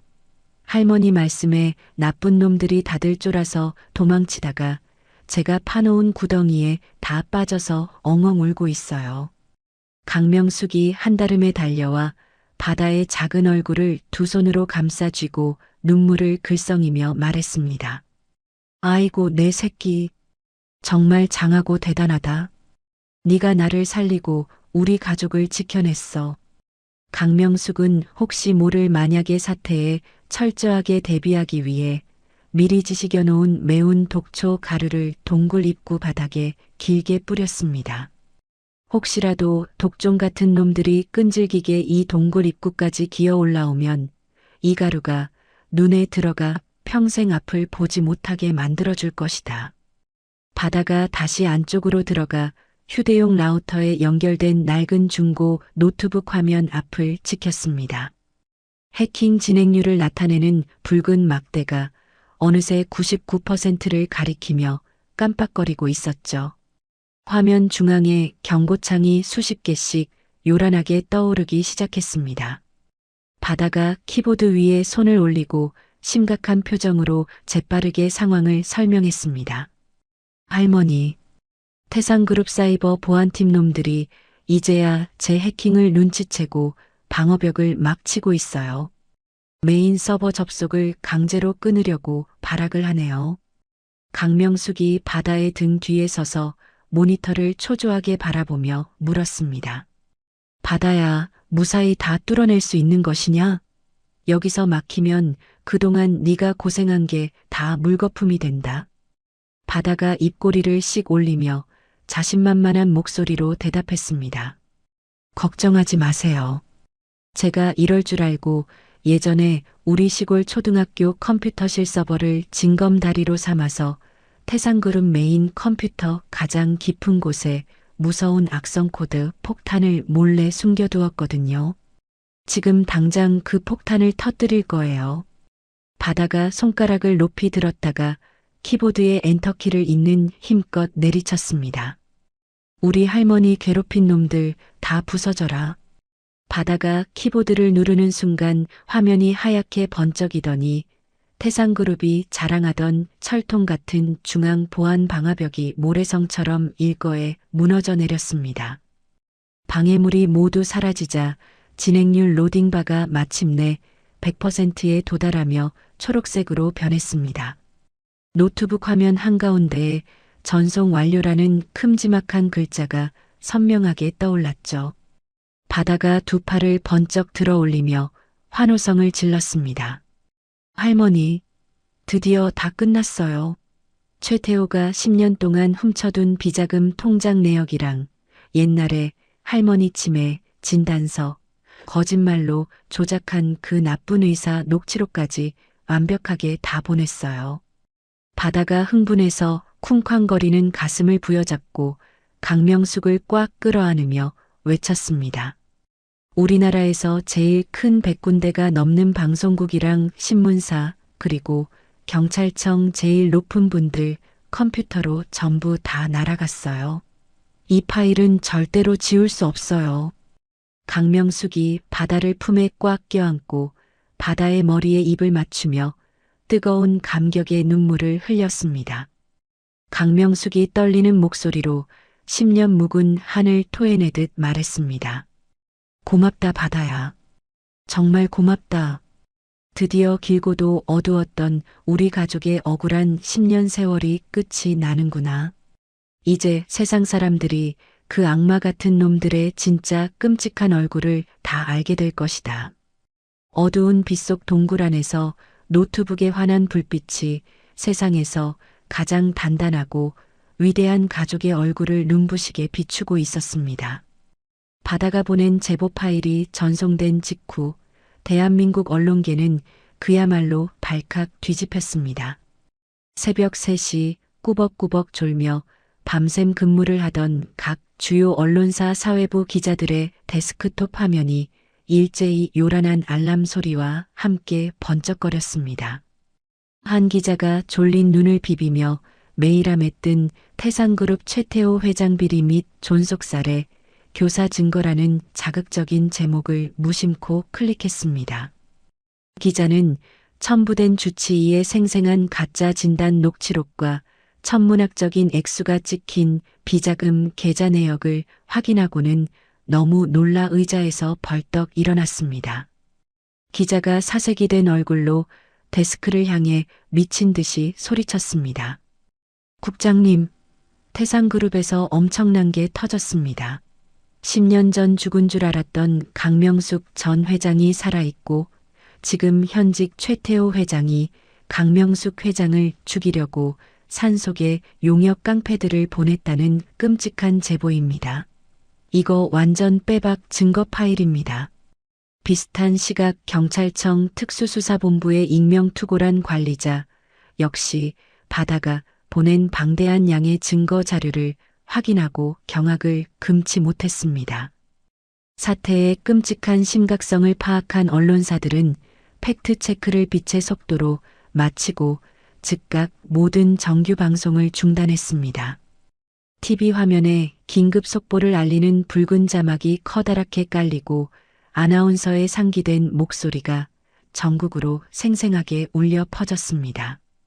시청자 여러분, 믿기 힘든 충격적인 속보입니다. 현재 태상그룹을 이끄는 최태호 회장이 자신의 친어머니인 강명숙 전 회장을 정신병자로 조작해 불법 요양원에 내다버리고 그룹을 강탈한 혐의를 받고 있습니다. 더욱 충격적인 것은 강명숙 전 회장이 강원도 깊은 산속에서 10년째 기적적으로 생존해 있었으며 오늘 밤 이를 알아챈 최태호 회장이 용역 깡패 수십 명을 보내 어머니를 불태워 죽이려 했다는 끔찍한 정황이 포착되었습니다. 대한민국 전역이 분노로 들끓어오르는 사이 경찰청 특수수사본부는 즉시 법원으로부터 긴급 압수수색 영장과 체포영장을 발부받았습니다. 수사본부장이 마이크를 잡고 굳은 표정으로 명령을 하달했습니다. 사안이 매우 중대하고 끔찍하다. 타겟은 서울 태상그룹 본사에 있는 최태호 회장 부부 그리고 강원도 산속에서 무기를 휘두르고 있는 용역 업체 독사 일당이다. 즉각 대규모 기동대와 경찰 특공대를 양쪽으로 동시에 급파해 전원 빠짐없이 체포해라. 밤새 무섭게 쏟아지던 굵은 폭우가 잦아들고 비가 완전히 갠 맑은 아침이 밝아왔습니다. 강원도 깊은 산골 상공에 프로펠러 굉음을 내며 경찰 헬기 여러 대가 진입하여 강력한 하강 기류를 일으켰습니다. 헬기에서 뿜어져 나오는 밝은 서치라이트 불빛이 산속 곳곳을 거침없이 훑으며 어둠에 고립된 용역 일당의 위치를 정확하게 찾아냈습니다. 저기 산등성이 쪽 깊은 구덩이 안에 30여 명이 쓰러져 있다. 그리고 계곡 밑에도 잔당들이 널브러져 있다. 레펠 타고 강화해서 즉시 전원 체포해. 완전 무장을 한 경찰 특공대원들이 굵은 밧줄을 타고 산속으로 쏜살같이 하강했습니다. 바다가 파놓은 깊은 위장 구덩이에 빠져 다리가 부러지고 밤새 진흙투성이가 되어 추위에 덜덜 떨던 독사와 깡패들은 반항은커녕 살려달라며 싹싹 빌었습니다. 독사가 퉁퉁 부은 얼굴로 특공대원들에게 수갑이 채워지며 비참하게 울부짖었습니다. 아이고 살려주세요. 산속에 무서운 꼬마 괴물이랑 늙은 마녀가 살아요. 우리가 그 괴물들한테 죽을 뻔했다고요. 특공대원들이 헛소리를 짓거리는 독사의 뒤통수를 무자비하게 내리치며 전원 포승줄로 꽁꽁 묶어 산 아래로 질질 끌고 내려갔습니다. 같은 시각 서울 한복판의 으리으리한 태산그룹 본사 최상층 회장실. 최태호가 얼굴이 백지장처럼 하얗게 질린 채 벽걸이 TV에서 흘러나오는 자신의 끔찍한 살인 교사 뉴스 속보를 보며 덜덜 떨고 있었습니다. 최태호가 책상 위 서류들을 신경질적으로 다 쓸어버리며 금고 다이얼을 미친 듯이 돌렸습니다. 끝났어. 10년 동안 완벽하게 속였는데 그 늙은이가 기어코 살아서 내 발목을 잡아. 어떻게 내가 숨긴 비자금 장부까지 다 빼돌린 거야. 최태호가 금고 안에 있던 현금 다발과 위조 여권을 커다란 검은 가방에 정신없이 쑤셔 넣었습니다. 옆에 있던 며느리 역시 명품백에 보석을 주워 담으며 두려움에 가득 찬 목소리로 징징거렸죠. 여보, 이러다 우리 정말 평생 감옥에서 썩는 거 아니에요? 빨리 공항으로 가요. 얼른 외국으로 도망치자고요. 최태호 부부는 비서진들도 모르게 전용 엘리베이터를 타고 헐레벌떡 지하 주차장으로 도피했습니다. 하지만 그들의 잔머리는 분노한 공권력 앞에서 아무 소용이 없었죠. 최태호가 시동이 켜져 있는 고급 도주 차량의 문손잡이를 다급하게 잡아당기는 순간이었습니다. 꼼짝 마라. 서울중앙지검 특수수사부다. 지하 주차장 어두운 기둥 뒤에 미리 숨죽여 매복해 있던 수십 명의 검찰 수사관들이 쏟아져 나와 차량을 겹겹이 완벽하게 포위했습니다. 수사관들이 최태호의 양팔을 거칠게 꺾어 아스팔트 바닥에 인정사정 없이 짓눌렀습니다. 최태호가 바닥에 얼굴이 긁히며 발버둥 치면서도 끝까지 뻔뻔하게 악을 썼습니다. 이거 내가 누군지 알아. 나 대한민국 재계 1위 태산그룹 회장 최태호야. 너희들 다 옷 벗게 만들 줄 알아. 수사관이 차가운 수갑을 최태호의 두 손목에 채우며 코웃음을 쳤습니다. 헛소리 작작해. 넌 이제 회장이 아니라 존속살해 교사 혐의를 받는 살인마일 뿐이야. 옆에서 명품백을 안고 벌벌 떨던 며느리 역시 수갑이 채워진 채 검찰 호송차 쪽으로 강제로 질질 끌려갔습니다. 때마침 몰려든 수많은 취재진의 카메라 플래시가 번쩍이며 수갑을 찬 최태호 부부의 비참하고 더러운 몰락의 순간이 전국의 생중계로 고스란히 보도되었습니다. 다시 강원도 깊은 산속의 평화로운 아침.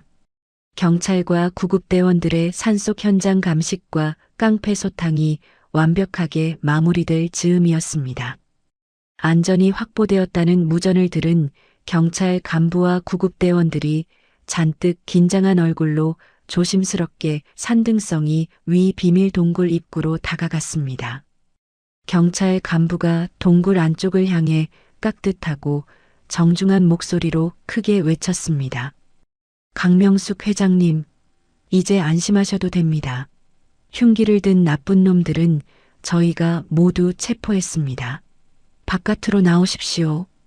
잠시 후 어두운 동굴 안에서 강명숙이 10살 바다의 작은 어깨를 든든하게 감싸 안고 천천히 그리고 아주 당당한 걸음걸이로 걸어 나왔습니다. 강명숙의 몸에는 비록 허름한 산골 촌부의 낡은 옷이 걸쳐져 있었지만 그녀가 내뿜는 압도적인 아우라와 기품은 주변의 공기를 압도할 만큼 거대했습니다. 밤새도록 뉴스를 보고 헬기와 차를 타고 강원도 첩첩산중 산골 어귀까지 몰려든 수백 명의 취재진이 생활한 전직 재벌 회장의 모습을 렌즈에 담기 위해 치열한 몸싸움을 벌였습니다. 강 회장님, 10년 동안 정말 이 깊은 산속에서 이 꼬마 아이와 단둘이 숨어 지내신 겁니까? 최태호 회장의 살인 교사 지시를 미리 알고 계셨습니까? 앞으로 태산그룹의 경영권은 어떻게 하실 계획이십니까?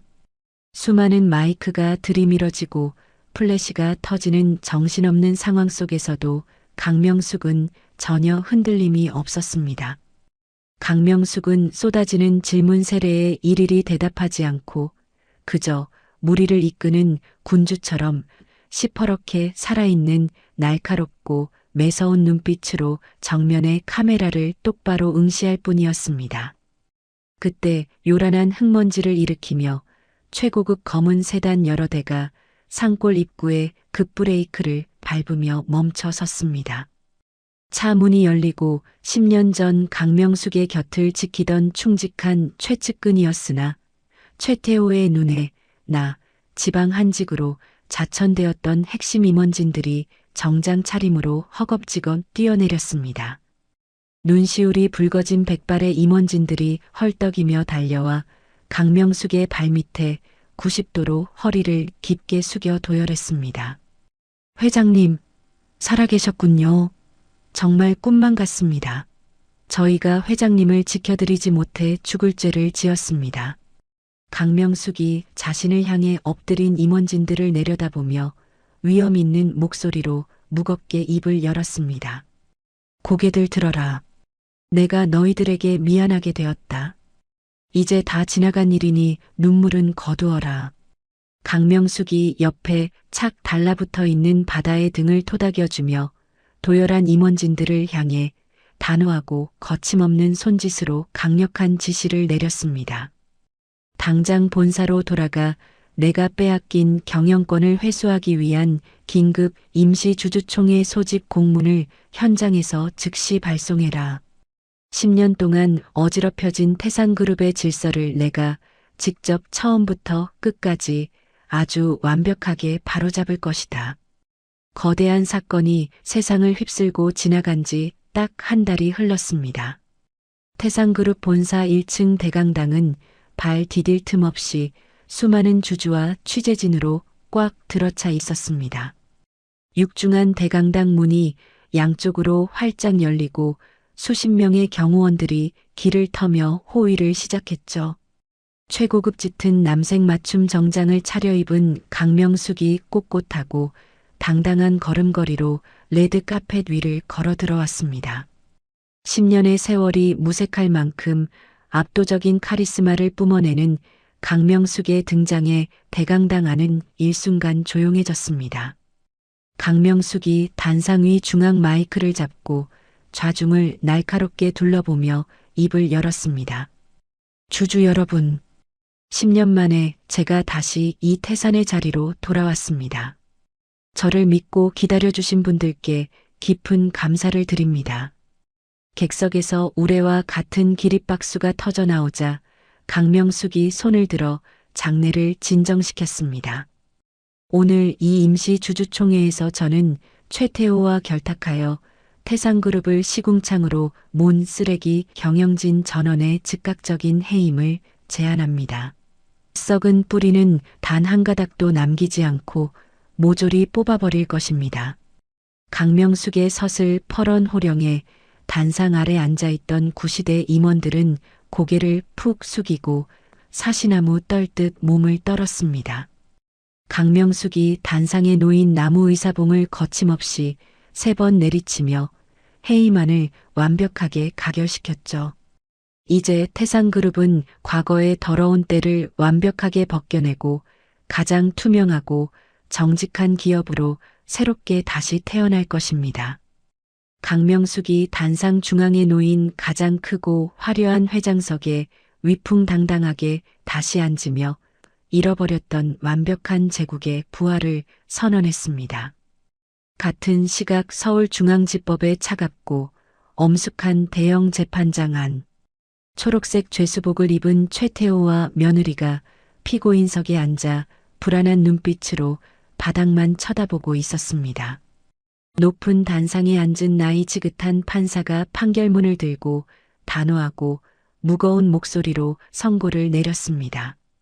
피고인 최태호, 그리고 아내는 자신의 어머니를 해치려 하고 회사의 돈을 마음대로 훔쳐 쓴 죄가 매우 무겁고 끔찍하다. 따라서 두 사람 모두에게 평생 감옥에서 반성하며 살아야 하는 무기징역을 선고한다.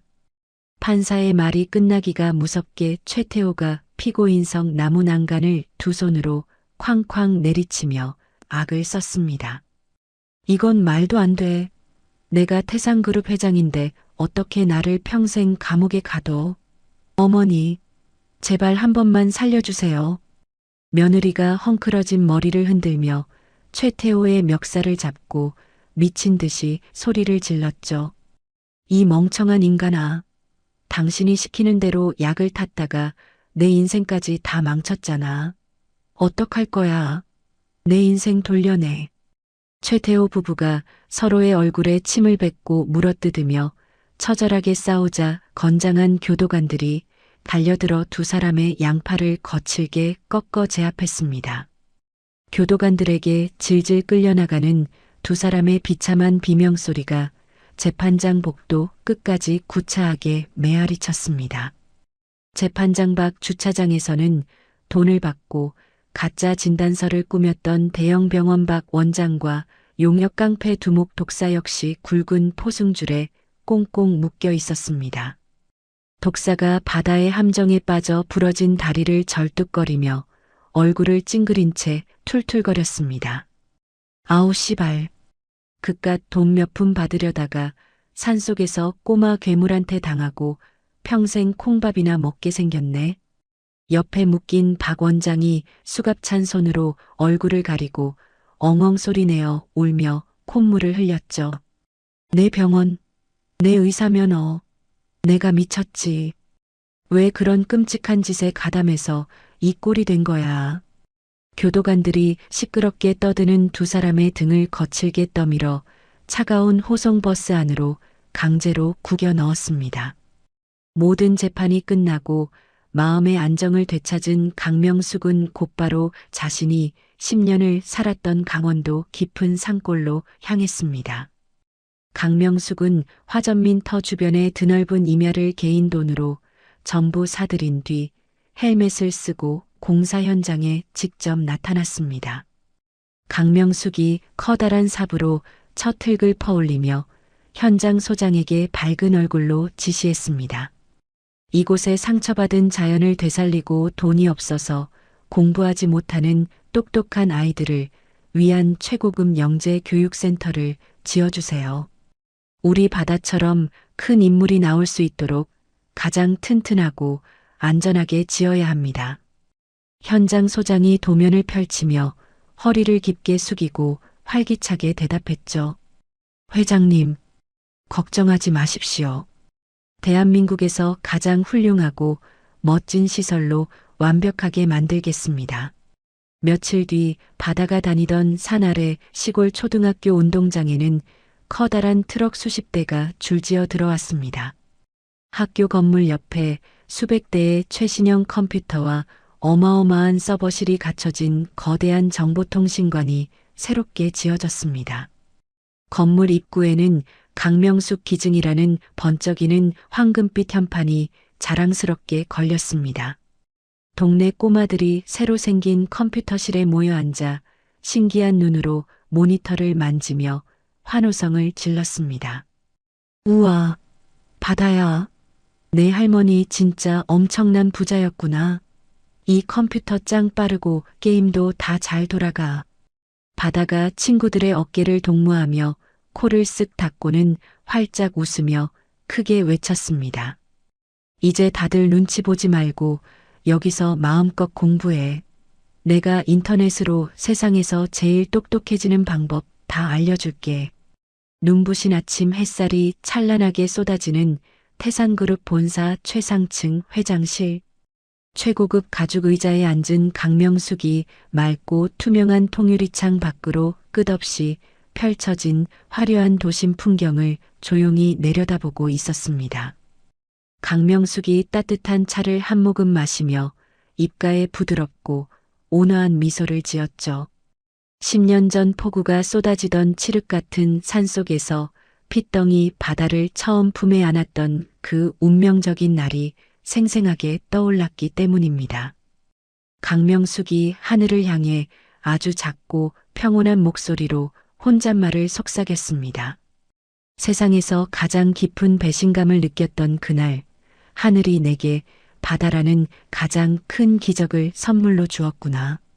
그 아이를 줍지 않았다면 지금의 나는 결코 이 자리에 살아서 돌아오지 못했을 것이다. 그때 육중한 집무실 문이 벌컥 열리며 경쾌하고 당당한 구두 발소리가 방 안을 채웠습니다. 강명숙과 똑같은 짙은 남색의 고급 맞춤 소년용 슈트를 멋지게 차려입은 10살 바다가 가슴을 활짝 펴고 걸어 들어왔습니다. 바다의 품에는 그동안 전 세계 주식시장을 주무르고 태산그룹의 비리를 모두 캐냈던 그 낡은 중고 노트북이 소중하게 안겨 있었죠. 바다가 강명숙을 향해 고개를 살짝 숙이며 씩씩하고 밝은 목소리로 인사했습니다. 할머니, 임원 아저씨들이 회의실에 다 모여서 기다리고 있어요. 이제 출발하실까요? 강명숙이 자리에서 천천히 일어나 바다의 작은 어깨를 든든하게 쓰다듬으며 고개를 끄덕였습니다. 그래, 우리 멋진 손자가 앞장서거라. 이 할미가 뒤에서 든든하게 받쳐주마. 대형 회의실 문이 열리고 강명숙과 바다가 함께 들어서자 수십 명의 성인 최고위급 임원들이 일제히 자리에서 일어나 깍듯하게 인사했습니다. 공식적인 임원 직함을 달 수 없는 아주 어린 나이였지만 그 누구도 바다를 무시하거나 가볍게 보지 못했습니다. 바다는 강명숙이 앉는 가장 상석인 회장석 바로 우측에 특별히 마련된 고급 의자에 아주 자연스럽고 여유롭게 착석했습니다. 강명숙이 임원들을 향해 손짓하며 회의의 시작을 알렸죠.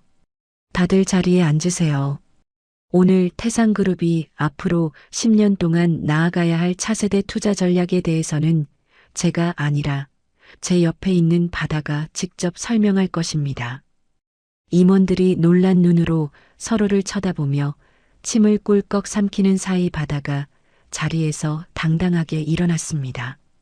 바다가 자신의 낡은 노트북을 회의실 빔 프로젝터에 빠르게 연결하고 대형 스크린에 복잡한 차트와 그래프들을 띄웠습니다. 바다가 작은 손으로 레이저 포인터를 쥐고 화면을 가리키며 어른들을 압도하는 쩌렁쩌렁한 목소리로 브리핑을 주도했습니다. 임원 아저씨들, 제 화면 잘 보세요. 앞으로 세상 사람들은 기계랑 대화하고 노는데 돈을 다 쓸 겁니다. 쓸데없이 땅 사고 공장 짓는데 돈 낭비하지 마시고 제가 붉은색으로 표시해둔 인공지능 분야에 그룹의 모든 자금을 당장 투자하세요. 머리가 희끗희끗한 임원 하나가 손을 번쩍 들고 조심스럽고 떨리는 목소리로 질문을 던졌습니다. 저기 바다군. 아니 바다님.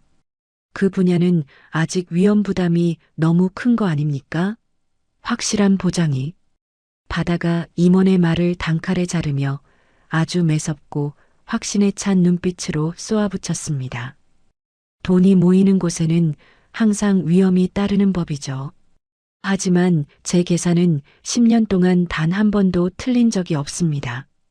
이 명백한 흐름을 읽지 못하신다면 당장 이 회의실에서 짐 싸서 나가셔야 할 겁니다. 어린 소년의 찌를 듯한 기백과 완벽한 논리의 임원들은 입을 떡 벌린 채 수첩에 메모를 하느라 정신이 없었습니다. 회의실을 완전히 쥐락펴락하며 압도하는 바다의 뒷모습을 바라보던 강명숙은 가슴 벅찬 감동을 느끼며 고개를 깊게 끄덕였습니다. 피 한 방울 섞이지 않았지만 세상 그 누구보다 서로를 아끼고 목숨을 바쳐 지켜낸 이 작은 소년이야말로 자신의 모든 것을 온전히 물려받을 유일한 진짜 가족이자 완벽한 후계자임을 다시금 확신했기 때문입니다. 모든 브리핑을 훌륭하게 마친 바다가 사람들의 박수갈채 속에서 노트북 화면을 덮기 위해 마우스를 움직였습니다. 노트북 바탕화면에는 복잡한 숫자들 대신 강원도 산골 초등학교 친구들과 운동장 흙바닥을 뒹굴며 세상에서 가장 환하게 웃고 있는 바다의 사진이 띄워져 있었습니다. 바다가 그 사진을 보며 코끝을 찡긋하고는 예의 그 순박하고 맑은 미소를 지어 보였죠. 바다가 강명숙을 올려다보며 엄지손가락을 번쩍 치켜 세웠습니다. 할머니, 우리 진짜 통쾌하게 다 이겼어요. 강명숙도 바다를 향해 눈가에 주름이 깊게 패일 정도로 세상에서 가장 따뜻하고 행복한 웃음을 지어 보였습니다. 그래, 내 새끼. 우리가 이 세상을 다 가졌다. 커다란 통유리창 너머로 쏟아지는 찬란하고 눈부신 아침 햇살이 서로를 마주보며 활짝 웃는 할머니와 손자의 어깨 위로 따스하고 찬란하게 내려앉고 있었습니다. 세상에는 핏줄로 이어졌음에도 남보다 못한 천륜의 배신이 있는가 하면 피 한 방울 섞이지 않았어도 서로의 목숨을 기꺼이 내어줄 수 있는 기적 같은 인연이 있는 것 같습니다. 평생을 바친 그룹과 하나뿐인 친아들에게 철저히 버림받고 죽음의 문턱에 섰던 강명숙 회장. 하지만 절망의 끝에서 만난 버려진 핏덩이 바다는 그녀를 다시 살린 구원자이자 잃어버린 모든 것을 통쾌하게 되찾아준 가장 완벽한 진짜 가족이 되었습니다. 반면 탐욕에 눈이 멀어 어머니를 버린 최태호는 결국 자신이 파놓은 악행의 늪에 빠져 비참한 최후를 맞이했죠. 인과응보와 사필귀정이라는 말이 참으로 가슴 깊이 와닿는 통쾌한 사연이었습니다. 앞으로 명숙 할머니와 기적의 천재 소년 바다가 함께 이끌어갈 새로운 제국, 그리고 두 사람의 따뜻하고 눈부신 앞날을 진심으로 응원하게 되네요. 이야기를 끝까지 들어주신 분이 계시다면 잘 들었다고 댓글 하나만 남겨주세요. 감사합니다.